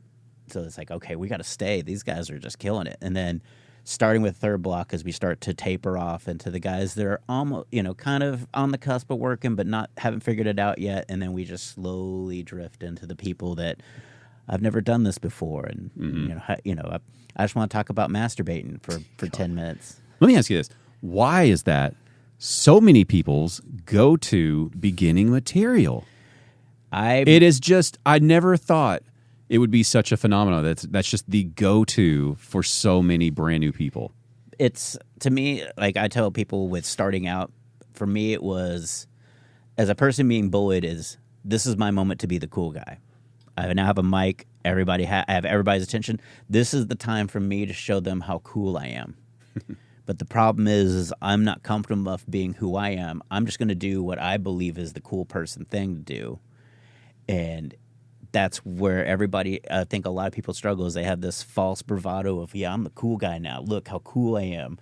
And you're not letting people, it's like, I learned that my uncool is what makes me cool on stage. Like my uncomfortable, awkward moments are the things that get the laughs. Yeah. And it's like you have to be able to lay those out there. Yeah. Instead, people laying those out there, they go to like masturbating or sex, because it's like, yeah, I'm a cool guy. I get sex. Yeah. Maybe that's it. I don't know. Like Arun, the way Arun says it, do sex. That's my favorite. Sex. I thought you were going to say like Arun. All he's doing is masturbation jokes still. No, but Arun has a bit where he's like, we'll go home and do sex. Yeah, and I was like, oh, that's such a great way. That's such a great, smooth yet knowing that a smooth way of showing that you can't get laid. It's just do sex. It's yeah, I do so much sex. Yeah. You talking about trying to be the cool person? That is something that like I want to produce more things. You know, we've recorded a couple, and I want to record more. And I don't feel like I'm at a point yet to give that advice, but that's the advice I want to give to so many of the people that I watch. Yeah. Is your material, for me at least, that is destroying, is just incredible, is the stuff that you really don't want to tell anybody. Yeah. We already recorded it, and it won't be out yet by the time it's released. But when Pazvar's special comes out, he's got a bit that I had never even heard until he recorded that night, where he was talking about basically how clueless he was as a teenager or a middle schooler, I can't remember what age, about like hitting on women or hitting on girls, and how when they would be at his house in his room, the ridiculous things he would have them do, basically, that were just beyond, not cool, just totally nerdy and dorky, and just like, I can't believe, just missing all the signals that this girl likes you. And it's like, yes, that, because how many people have been in some situations similar to that? It's not going to be that exact one, but we've all dropped the ball so hard on something. And nobody wants to go out and drink and feel like they are less cool than that person. Unless you're going to like a rock concert or something. Then it's like, well, yeah, they're definitely cool. Jack White is cooler than me. But no, I want to hear your deepest insecurities and how you somehow were bold enough to say them on stage. Yeah. And it feels like, even though I do this podcast and stuff, and I feel like I'm a fan enough to where if you asked, I would tell you, but I'm still I don't want to say it because the root of me always feels like I don't do comedy, so I shouldn't give that advice. But it's coming from the fan perspective. Yeah. Like, I'm not telling you how to do it. I'm just saying what I enjoy. Yeah. And but it is, when I hear you go into the depths of your insecurities, not making you look bad, just having a laugh at, I can't believe I used to do this or think this or whatever. Oh, that's what I love, because the more I feel like I'm connecting with you on such a deep level. Yeah, I learned so much about you that I almost feel like we're friends, and I don't know you. I just saw you for an hour, and I feel like it's going to be weird if I go to the lobby and talk to you, because I'm going to talk to you like I know you, and but I love it, man. And I guess, I don't know, do you just have to go through the years to get to that, or does somebody have to give them the advice before they give it up? It's just you're not going to be Anthony Jeselnik. Very few of you will do that. Well, it's one of those things where I would say it depends on the person. Like, how close are they to doing that themselves, and how, because once you give them advice, then it's them to they have to then take that step. I feel like it's when you're trying to get Like It was an addict on their feet. It's, Yeah. if you're not ready to make the change, then it doesn't matter the advice I'm giving. See, for me, it was hard because I went from not doing that, like I was trying to be cool, to immediately like I was. You were going too far into that. I was like, my friends just left me. My friends left me on the street. And you turned it into a real therapy session. Like I slept in a cardboard box one night because my friends just decided they didn't want to drive me home. It's like what the like. Have you ever thought about going really kind of meta with it and trying to write a bit about how you were going overboard with it at the beginning? Because I feel like that could be hilarious. It could, but I don't know if it might just be for comics. It's maybe for comics and comedy fans, just because it's like I tell people when they like big sports fanatics like myself. Like I tried to also shoehorn in sports everywhere. And it's like, and Paul was like, only a third of your audience probably watches sports, and so they probably didn't even watch it as much as you. Or see the people that watch it take half of that, so it's like maybe 15% will be like the hardcore Dallas Cowboy fan you are. And so it's like I kind of gravitated away from that, even though I love sports. But I wonder if the rules on that are changing a little now. I think the live show definitely, but now you're also in a clip world where that perspective could find the audience online. Yeah, I could make a bit. I have a bit that I kind of wrote today in a football chat because I was watching the playoff games and. God, so you're really into that. I'm in a football chat. Well, I'm a bit. One of my other hobbies is I'm a big NFL draft nerd, so I watch a lot of college football, and I'm like, okay, this guy's probably a good fit for this person. But I'm like, I just said in the football chat, I was like, I'm so hooked on like football right now, like that. I don't think I could run my life without, because what it is when you do like football draft is you kind of compare them to the modern star now. So it's like. It would be like comedy-wise, as this guy reminds me of Nate Bargatze. You kind of compare them to that, and it's like I do that with sports. Like this quarterback is like Troy Aikman, and it's like I was like I'm so hooked. I'm like so I could. Those are the only things I understand. So it's like I almost need that for my life. Like I don't want to be with the the bench. Insert your bench warmer football player of proctologists. Like I would just joining like. Putting them like he's the Mike Glennon of proctology. He's like, who is that exactly? You don't want that doctor. Yeah. Well, yeah. I don't know. I find myself increasingly wanting to see more narrow premises. I don't know what that is. When you say narrow? I want you to get hyper specific. Okay. I feel even if I don't know the topic, I think you can write it in a way where I am still getting the joke. Okay. Does that make sense? Yeah. Just because, I don't know, maybe it's just because you're being flooded with so much comedy online that a lot of premises are naturally not copied, but, they're rhyming maybe in a sense. There's 5 different people will write a premise or write about a similar premise in different ways, but it's all kind of the same, And so they're not stealing or copying. But so it makes me want to hear more very specific things that only you could have ever experienced. Like what you just told me, that that is one of your huge hobbies, and that you're in a chat talking about it. I mean, that to me, all of a sudden, I'm interested because that's nothing that I'm not doing that. Yeah, and I mean, relatable comedy is funny, but I also like for me, it's a little bit of learning. Yeah, and I don't know if that's nerdy or what, but yeah, it's kind of getting outside of my box. Learning about a different person while laughing about it. But I don't know how easy that is to write something where I can get the joke when I don't know the topic. Yeah. But I think it can be, so it's just for me, I guess. Right for me. No. So I want to ask you a question now that you've produced my audio album only. Then you produced Lawrence's video album, which was like, I guess, your first. That was the first video. And is Pasvar only your second? Pasvar is the second video. Yeah. Okay. So what did you learn from Trina that you then adapted to Pasvar's special to be named? What I've learned the most is, so there were a lot of things. I'm very proud of Lawrence's, and it has nothing to do with Lawrence's performance or the way the video. I'm happy with the end result, right? Yeah, I'm just like, what are the cool things that like you took away as the producer side of it? Like, what would you? The first thing I've learned is, I hate even saying it out loud, but because my opinion might change, but you really have to be stern with people. You can't be friendly. I don't want to make waves. And it sucks because you want people to just be cool. You want to agree that we're all going to do something and we're going to talk about it, and we're all going to follow the checklist of what we talked about.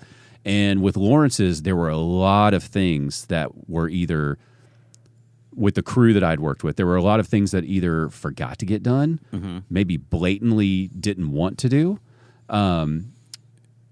Little things about like cameras, for instance, you know, I want this type of quality. You know, I want it to be shot in this type of format, and agreeing on that. And then at the end, them being like, we did this, but it'll be fine. Yeah. But, and what was frustrating about that is they weren't, they didn't have bad intentions. They just didn't understand what I wanted to do on the back end. Yeah, because on the back end, it's like, I wanted it this way for a very specific reason, you know, because here's what I'm going to do.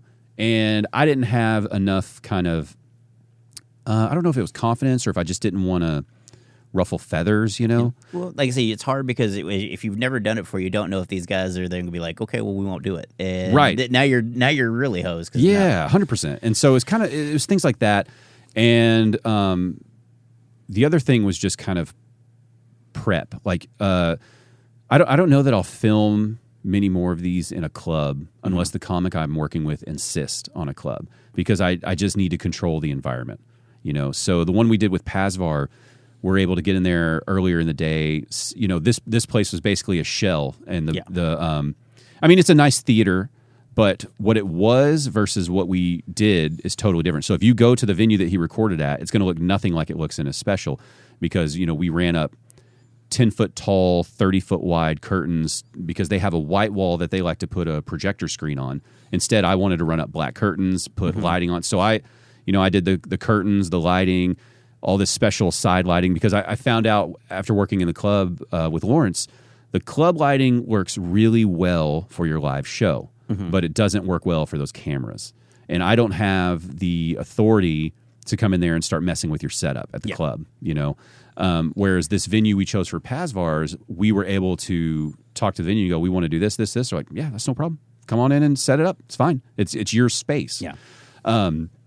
So I think as a producer, if I'm going to work in clubs, I have to be able to be in an agreement that we're going to control that environment. That's like one night where this will be a Sunday night show where nothing else happened. That way we can reset to everything you have when we're done. Yep. And I don't know that clubs want to do that. Yeah. Because like you said earlier, they got a lot going on. Yeah. You know, a place like DCC, for instance, they have multiple rooms, multiple things happening all the time. How much do they want me to go, okay, but pause, I'm going to do all this, and you need to accommodate me, you know? So that's a big ask. I think if you're dealing with bigger names and bigger budgets, then they would accommodate that. But at my level, not going to happen. So I think going to a venue of its own is the better choice, because lighting has been the biggest difference. You know, I'm very excited for Pazvars to come out because being able to control that lighting, and then hiring a camera crew that I was able to be, I didn't have to be stern with them. I was just able to go, this is my what vision. I want. And I was very fortunate that the person I hired, Devin Connolly, who runs Ethos Media, he did the camera work, and he hired his crew to work with. And I almost got like just a giant production boner when they were setting up their cameras, because I hired them because of the presentation made me feel like, this guy's got his shit together. And, you know, just the email responses, the way it was all going, the way he handled his quote, I was like, okay, great. This is a professional person that I want to deal with. And when he showed up and they're just doing their camera checks and he's got his crew, they have Bluetooth headsets so they can talk to each other at each camera while the show's going on. Yeah, exactly. And I was just thinking, like, it was a sigh of relief, like, okay, finally someone who wants to take it as seriously as I would like to take this, you know, that appreciates. But it also helps you learn too, because like, okay, this is what I need it to look like. This made me feel so comfortable, because now I'm only worrying about audio. So I still recorded the audio for this one. The next phase of this is I would very much like to find an audio engineer that I can trust for these live events, so that I can just stay on a production level of. So for the camera crew this time, I just went and checked cameras. I love this angle. Let's do this. Let's tighten up here. Let's move that tripod there and tighten up here. You know, I learned lighting is crucial. The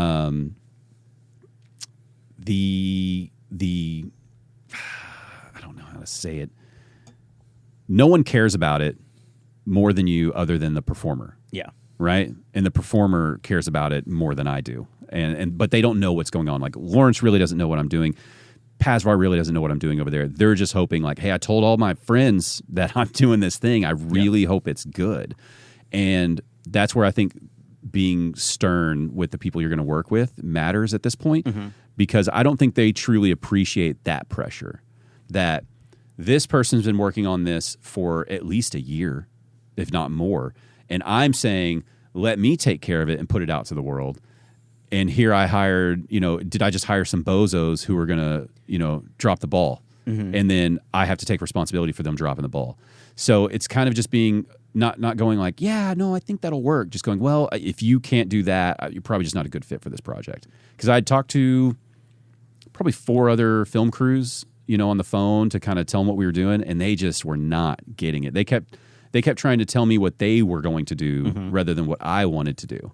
And you could just feel that they weren't understanding the vision. And you could just kind of see these future problems coming up. Whereas the one I ended up hiring, he kind of didn't understand what I was asking, because not a lot of people around here are filming comedy specials on that scale. We had, for Pazvar's, we did a 4-person crew, which for a comedy special is still a little smaller, but for a local special, you're starting to get on a larger scale, And when we did our walkthrough with him and we kind of explained everything that we were doing, then it kind of hit him, and he was able to adapt, and he was able to give real meaningful advice. But I think had I not come in very seriously with it, he might have felt that it was a more amateur production, and there could have just been accidental compromises. I don't know, or just he may have been like, what, I'm not. He would have been reverse you. He would have been like, I feel like I should back out because I could have. Yeah, and so that's kind of just been the biggest lesson is I need to get a vision of exactly what I want it to look like first, and then be very strict on executing that. Yeah. So about a month before, we had an idea of what we were going to do with the lighting and everything. And then when we did our test shots, we realized this is it's terrible. It's not going to look good. It's going to look bad. And so now all of a sudden you're on Amazon at 2 a.m. trying to figure out, can I purchase, standalone curtain rods that can go 10 feet high in the air, which you can. And then you just, can I get curtains? Can I get all these things? Can I do this stuff? And that's pretty stressful, because now you're thinking, damn, are these lights that I just bought off Amazon, are they going to shit the bed in the middle of this performance? Did I buy enough sandbags so that this light I have extended 10 feet in the air that's just soft lighting like in the podcast studio here, so that it looks better on camera, not necessarily live? Yeah. Are those going to tip over and crack an audience member in the head? And now we've not only have we ruined the show, but we injured a person, and there's going to be lawsuits and horrible things. It's been extremely eye-opening of just even the shittiest special I think I've ever seen on Netflix. You just realize how much production goes into even a bad special. And now I feel sorry for him. I'm like, God, I just wish your special was better, because I could tell, like, it looks fantastic. You put so much into this, It's amazing to me that there are that many high-quality specials going out. Mm-hmm. I feel like ours is going to be a high-quality special, but, we're still not on the level of releasing something on, like, a Netflix platform. Yeah. I don't know what the rules are for them to accept that to be streamed. Not like negating the fact of whether or not that they would ever want to purchase it. I'm just saying, if they were like, we love Pazvar, we want to purchase a special and put it up here, I don't know that we can hand them this the way it's recorded, even though it looks great. What is that level up? So that'll be the next step, is trying to figure out what's the gap. Yeah, what are we missing? But I think that's kind of my journey here, along with other people in DFW. I think we're missing, and you can correct me if I'm wrong or give some insight, I think we're missing rungs in the ladder. We have funny people like yourself who have made a career in comedy, and I don't know that we have the steps anymore to go from, okay, this is a killer feature, a killer headliner on a local club level. What are the steps to get them out to the world? Yeah. Where it's not too quick, where they can be successful, but where it exposes the DFW comedy scene. Yeah. Because as a scene, we definitely still have growth that needs to happen, but we've always had really funny people here. And so I'm hoping this will be my little part locally. Yeah. But I think there's going to have to be 4 or 5 other people whether they're comics or whether they're people like me who just want to be on the production side. But there's got to be people who go, okay, what's the gap I can fill?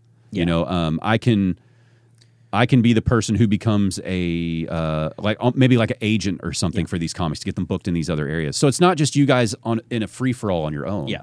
But I don't know. To me, it seems like social media is that gap.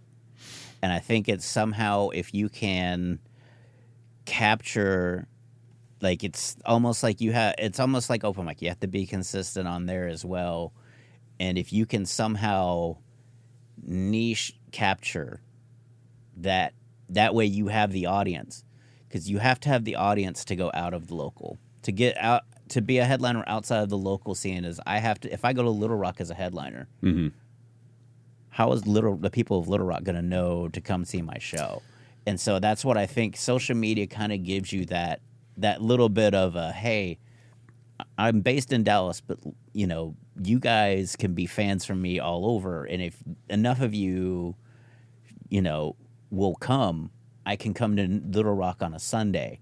And if I do well at Little Rock on a Sunday and you pack it out, maybe Little Rock thinks, what about next time you come, we do a Friday or Saturday? Or maybe they'll say, you know what, show me one more Sunday night that you can do this. And it's like, you just have to build, because like, even having 45, like I watch Paul and I marvel at his ability to just be able to socialize and hang with people after a show and give them so much attention and ability where he can just conversate with people. Like, it blows my mind, like how he can just be like, like you say, you feel like you're friends watching me. Like, imagine if, you know, taking that to where, hey, let's just go get drinks and be friends, and he can do that. And it's such a great skill, because it's, again, he's one of the few headliners, probably 2 or 3, that could do a full weekend at a local club here, whereas maybe I could do one night and get 30 or 40. That guy can bring 100 to 200 people for 5 shows. Right. And that's you have to kind of do that, but you have to do that on a social media or some sort of level where not just being seen in Texas, you have to be seen. Little Rock has to see you somewhere. I agree with that. And I think that that's a piece, right? Where my mind goes is a piece that needs to be put into this scene is that not only would Little Rock go, oh, this comic coming from DFW is really funny, I got to go do that show because I saw a clip.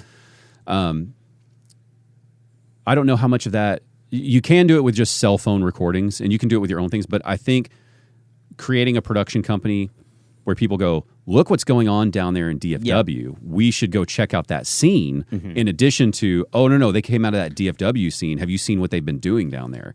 Right? Where almost, where the scene as a whole could get enough credibility, like a New York or an LA, where when you see some of these credits from our area, people would go, oh, that's a good vouch. They did this, you know. But then you would have to also do that for other scenes too. You'd have to go to Atlanta. Because you being on the reverse end, you can't just say, look what's happening in DFW. You got to... Yeah, maybe, but I think for me, there's enough going on. There's enough going on in DFW. There's enough going on in North Texas. And then if you factor in Texas as a state, the amount of comics, just Texas. And then if you really needed to get out, I mean, you're talking about Arkansas. What was the last incredible thing you heard about the Arkansas comedy scene? I haven't, as a North Texan. Not to say that they don't have a good one or anything. I'm just saying I don't hear about that. So L.A., New York, Chicago, they've got their setup of producers, production companies, all those things. I'm very interested in what's going on in, I guess, what they consider the flyover areas. But to say, you know, I would like to be the pipeline for those comics. Not saying it would ever be your huge, this would never make you famous. But if this is the thing that could bump you from being a headliner that has material but doesn't sell tickets to a headliner that because of this, you're now able to send this out here and sell tickets to your show in Arkansas. Do what? And be good. Well, hopefully you're good is why I'm working with you. Like I say, you're not only just a good comic, that you now have headliner and audience. You now have... Yes, because I think there's a lot of fantastic headliners that cannot move tickets. They just can't move them. But I think it's also a city problem. This city doesn't have a very big entertainment like scene. Like, yeah, but I think that's what I'm getting at. Yeah, I think if you have a person like me and others, be a Texas country reporter of just comedy, you start curating it. You show the locals what's here, because in day-to-day conversation, if somebody finds out I do this podcast and I'm talking to them, they are very unaware of how much comedy goes on. I'm like, oh yeah, there's all these clubs. There was just a new one that opened up, and you should check them out. Go check the website. And if it's somebody closer to me, I usually tell them, just text me. I'll let you know if that's a good entry show for someone who's never seen comedy. I don't want you to go to a terrible show for your first one. And then I'll tell you if that somebody's going to be pretty solid. And Theater Jones used to do something like that. Like when I was an opener, like Theater Jones used to be a website where they would go watch they would do live productions. So with some of the theater shows, so they would do theater, but they would sometimes come to stand up. Oh. And I got written up a couple of times, like, and there was the opening act because I was an opener at the time, but that was kind of... It's cool, right? Yeah. I think there needs to be more people, whether you're a performer or whether you're just somebody who enjoys the thing, whatever it is, do that. Like, you should start a blog. You should start a podcast. You should start a production company of some kind. That's why I've been very happy with things locally. There's Comedia, Comedy for the Internet. The Cowabunga guys are doing their thing. Palos is doing For the City. And these pockets are coming up where it feels like it's a little bit more than just I'm trying to do my own thing. And maybe it is. I don't know.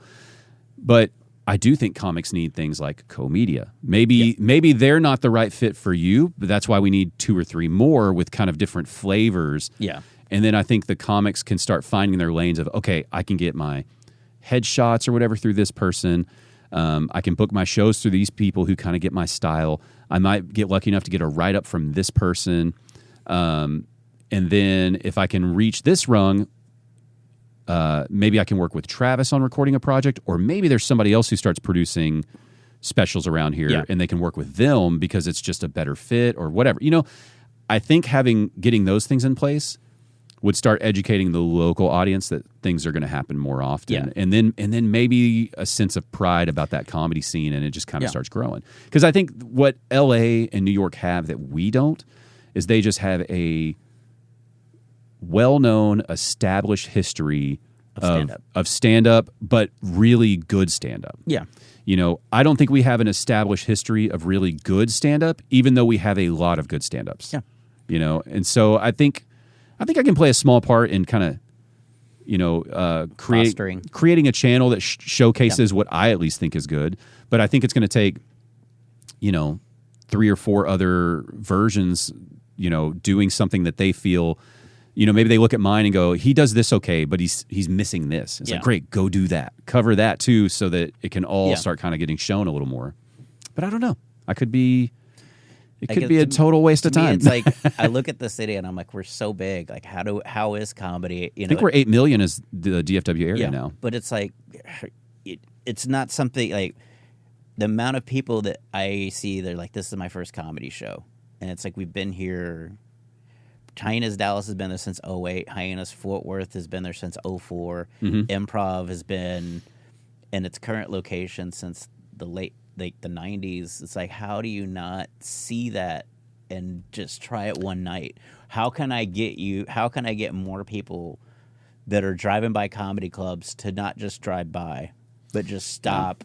Well, I'll say this. And it become, like I said, it becomes part of the nightly thing to do, because that's, again, New York, Chicago, LA, they always had, it's a show city. And so it's like, oh, we're going to go see a show. What kind of show? Comedy show, live show.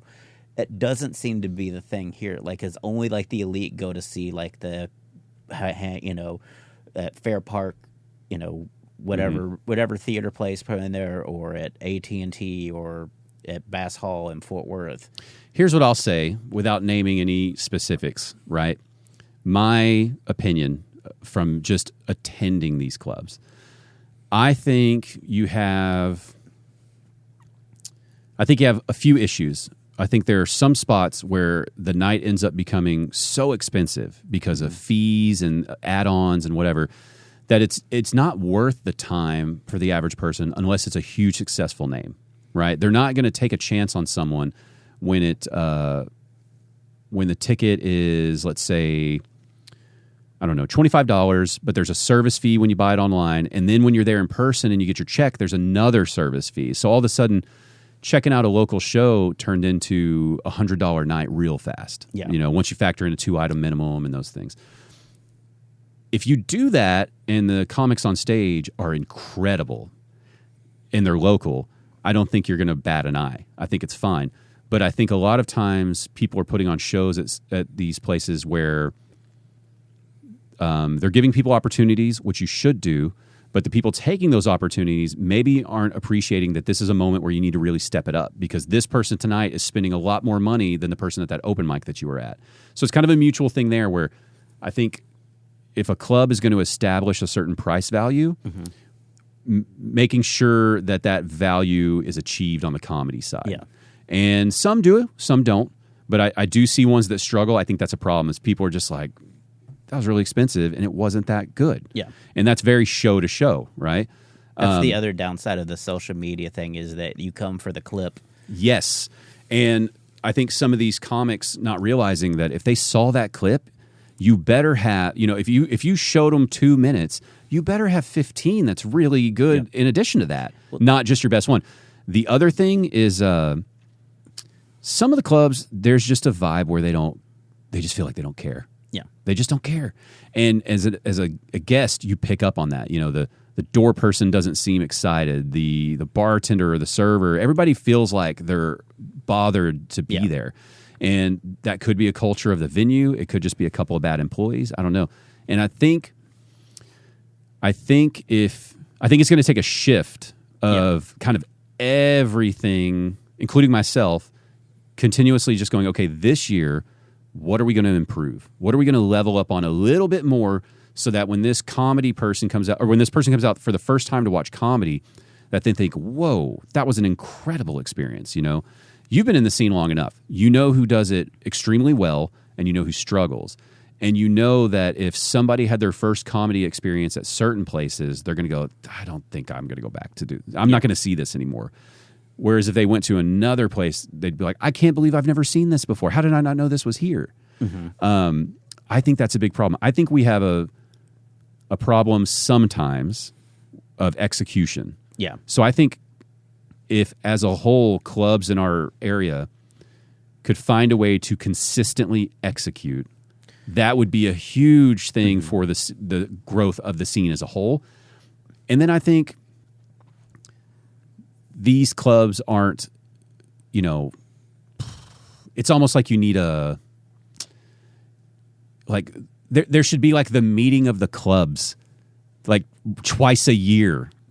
You know what I'm saying? Yeah. To just like, y'all don't have to like each other, but get on the same page of like, hey, if comedy's big around here, we all win. Yeah. Okay. And that, I know that's probably never going to happen, Yeah.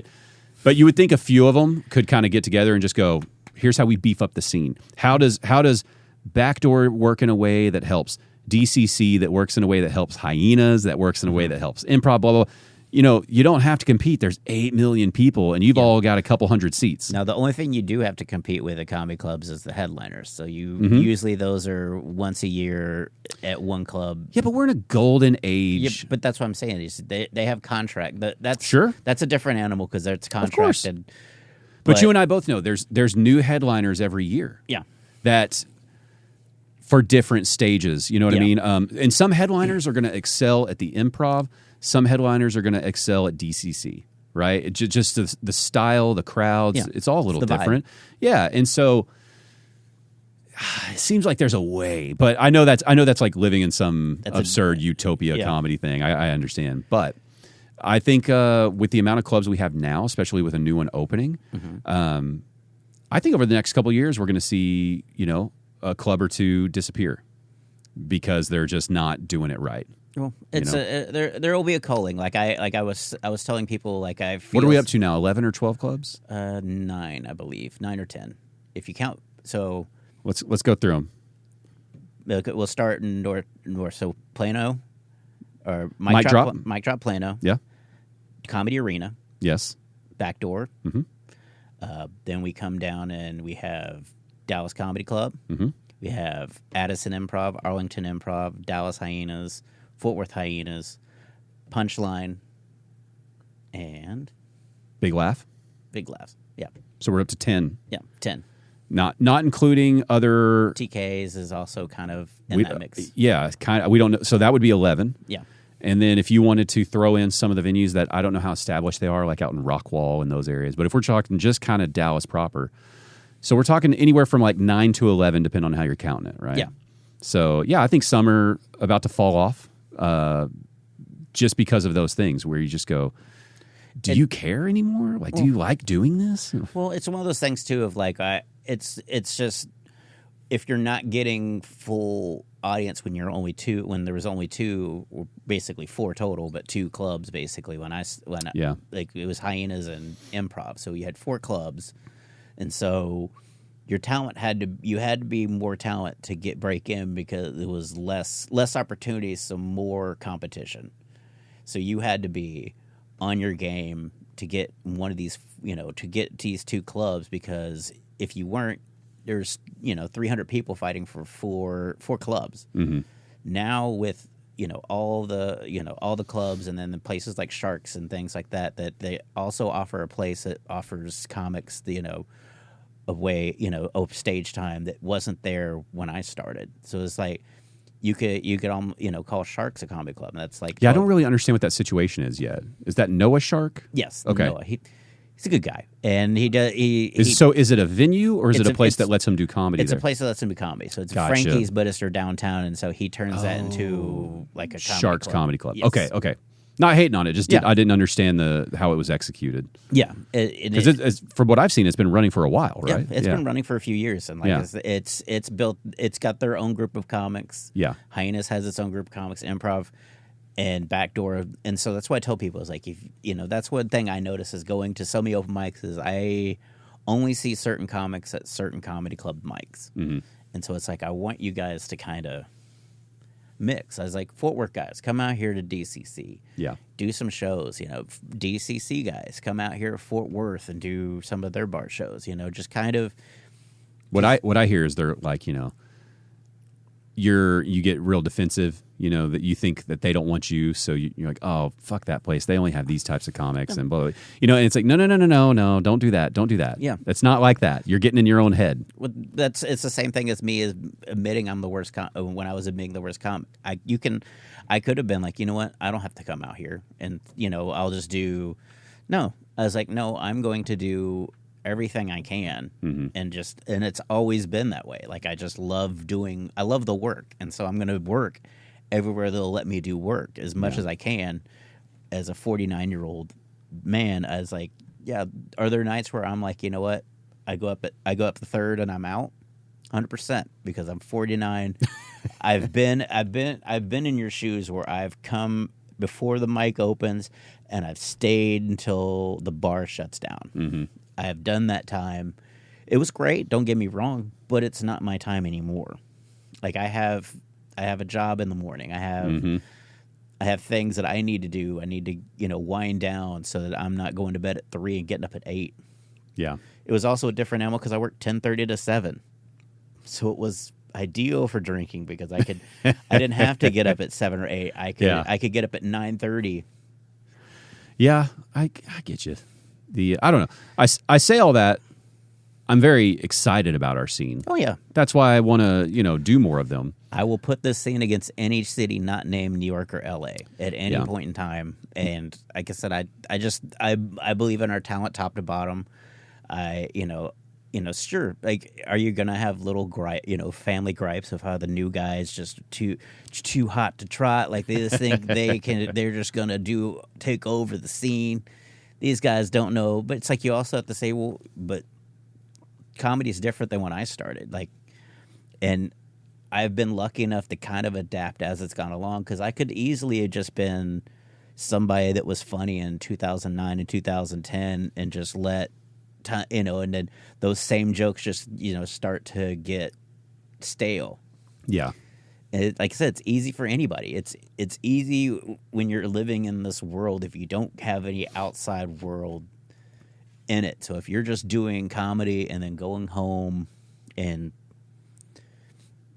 I did that for a while. Like I missed a whole year of my life in 2011 because I probably did comedy out of, was it 356 days a year? 365. 365. I did 362. Wow. I had 3 days: Christmas Day, Thanksgiving Day, and New Year's Day, where I did not do stand-up. The rest of the time, I was doing every open mic and then doing backdoor on weekends. Yeah. So I would do 7 days worth of comedy, and I was so like mentally gone. Like I don't remember. Like everything from that time just kind of blurs together, just because there was no stop where I was like, hey, let's take a day and just live life and see if something happens to you. Because I was so in the thick of things that I had so much stuff to write about that I didn't think about living life to write more. So in 2020, 2021, my writing started to stop because I had written everything, but I had not had any more life experiences or situations that come to mind that I could just then put pen to paper. And so, like I said, you kind of have to have a balance, is what I learned, is that there's a balance of you need time to soak things in so that you have something to joke about. Otherwise, you're going to have nothing to joke about because you have no life to write about because you're just doing stand-up. And I just, for a whole year, I was just literally like, I would, get up, do open mics. I was like sleeping maybe 4 hours a day. It can, like I said, it can take a toll. And like I said, it's like an addiction. It will. Yeah.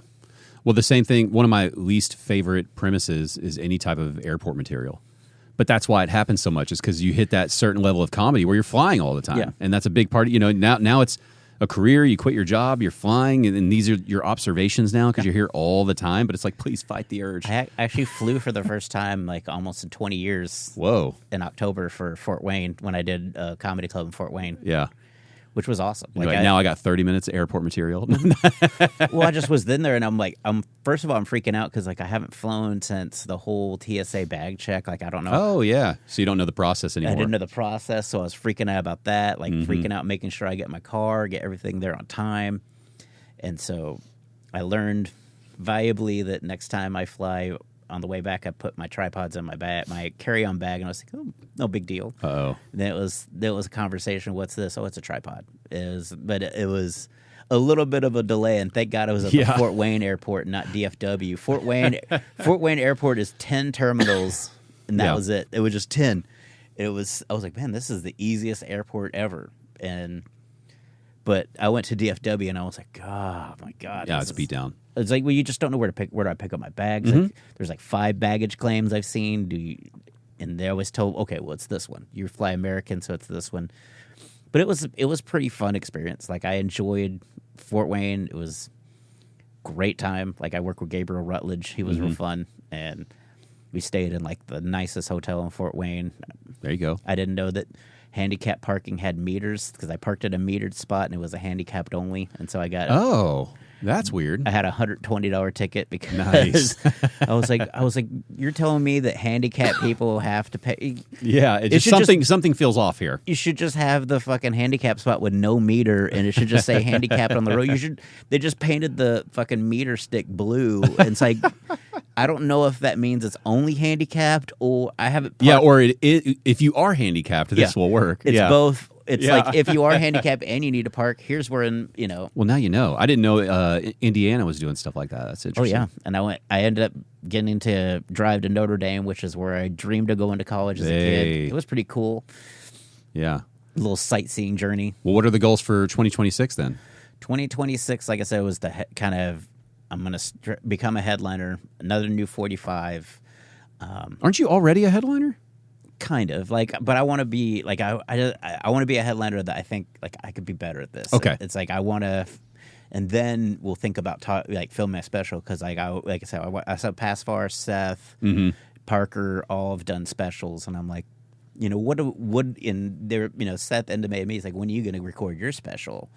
And I was like, and I just it's like I want to have a expectation level of what I'm putting out there before I agreed it, because I was nervous about putting anything I did on my album on video. Well, I would just encourage you to think about it as if you were ready to never tell these jokes again, what flow of jokes, like what's the reason you would want to clump these together into a whatever time, an hour, 45, hour and a half, whatever you're going to do.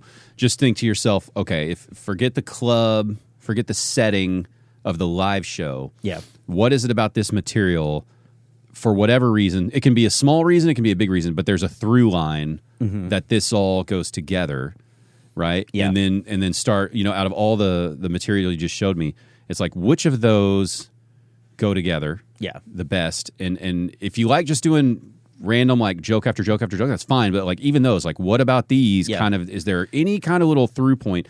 And you know how to write a set. I'm not telling you anything you don't know. But getting out of some of those habits, like, when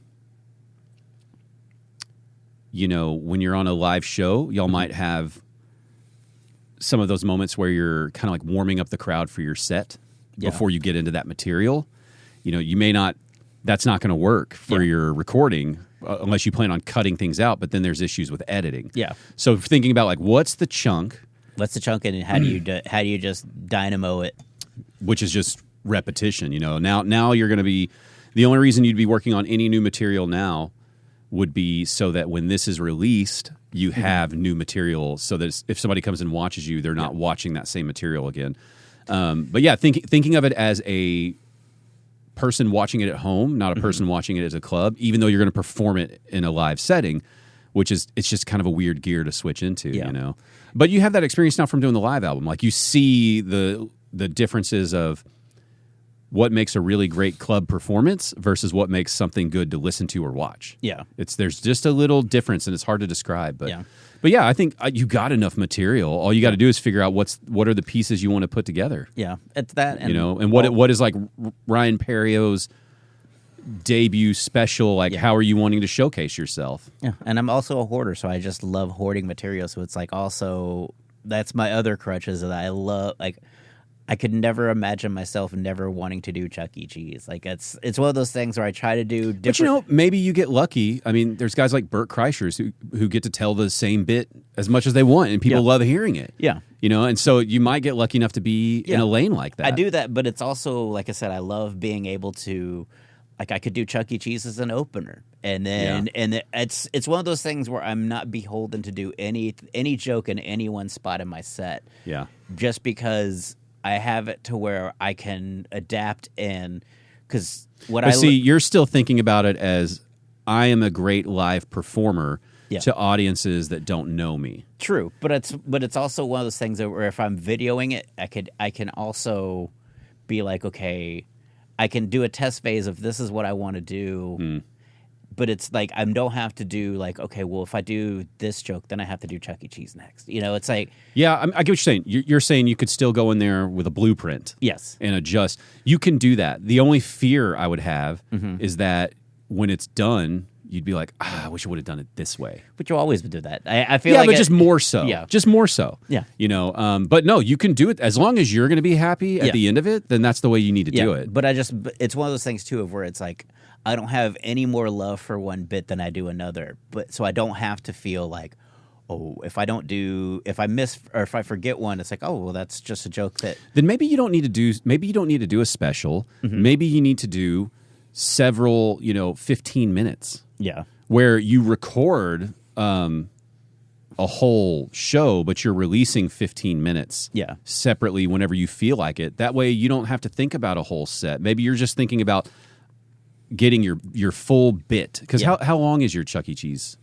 It's probably like 5 minutes. Okay. So, yeah, you could pair that with whatever, and when something just hits and it's the perfect 10 minutes or whatever, there you go.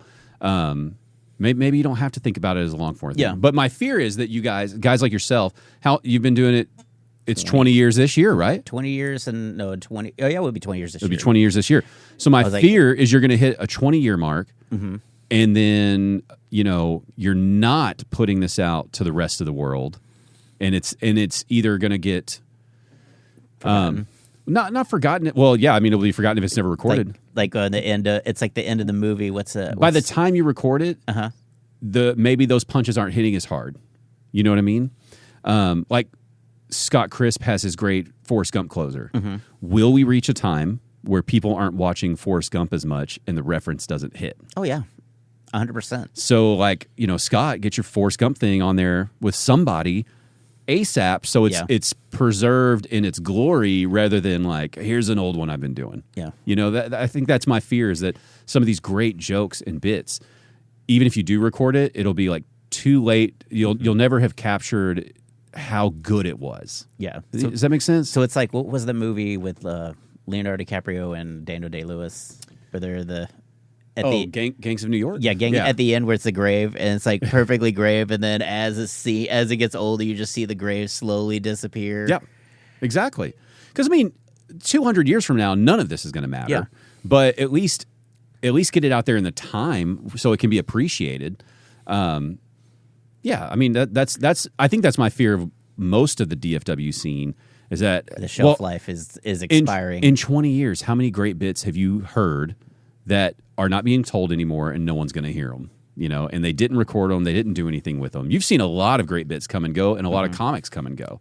So, and you're at that point, like Nate Bargatze, for instance. Oh, what a wonderful overnight success, who's only been doing it for 20 plus years. Oh yeah, like I my first experience with Nate Bargatze was as Comedy Central Presents, because when I moved out on my own for the second time. Yeah. In 2011, like I had cable. I was like, I'm just going to DVR. I had a DVR for the first time. Like, oh, I'm going to DVR every episode of Comedy Central Presents. And his was on there. And like, I think the first 10 minutes, I think the crowd didn't get it. Then he had the closer. It was just like boom, boom, boom.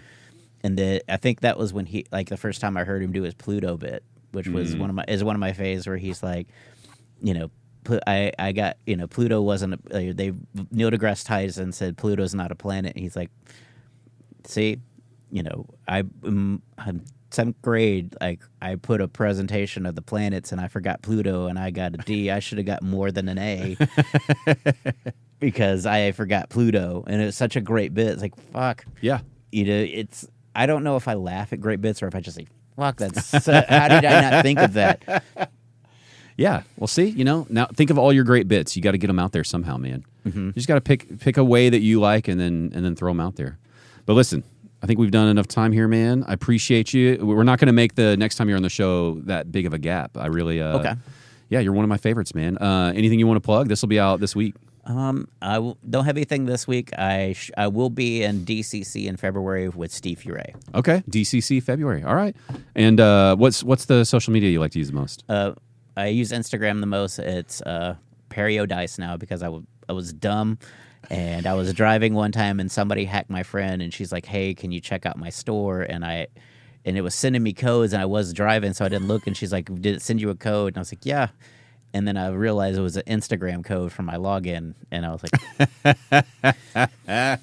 and so at Ryan Perrio got taken. It's Perrio Dice? Yep, PerrioDise, because that's my Wi-Fi. And don't tell people more hackable stuff, all right?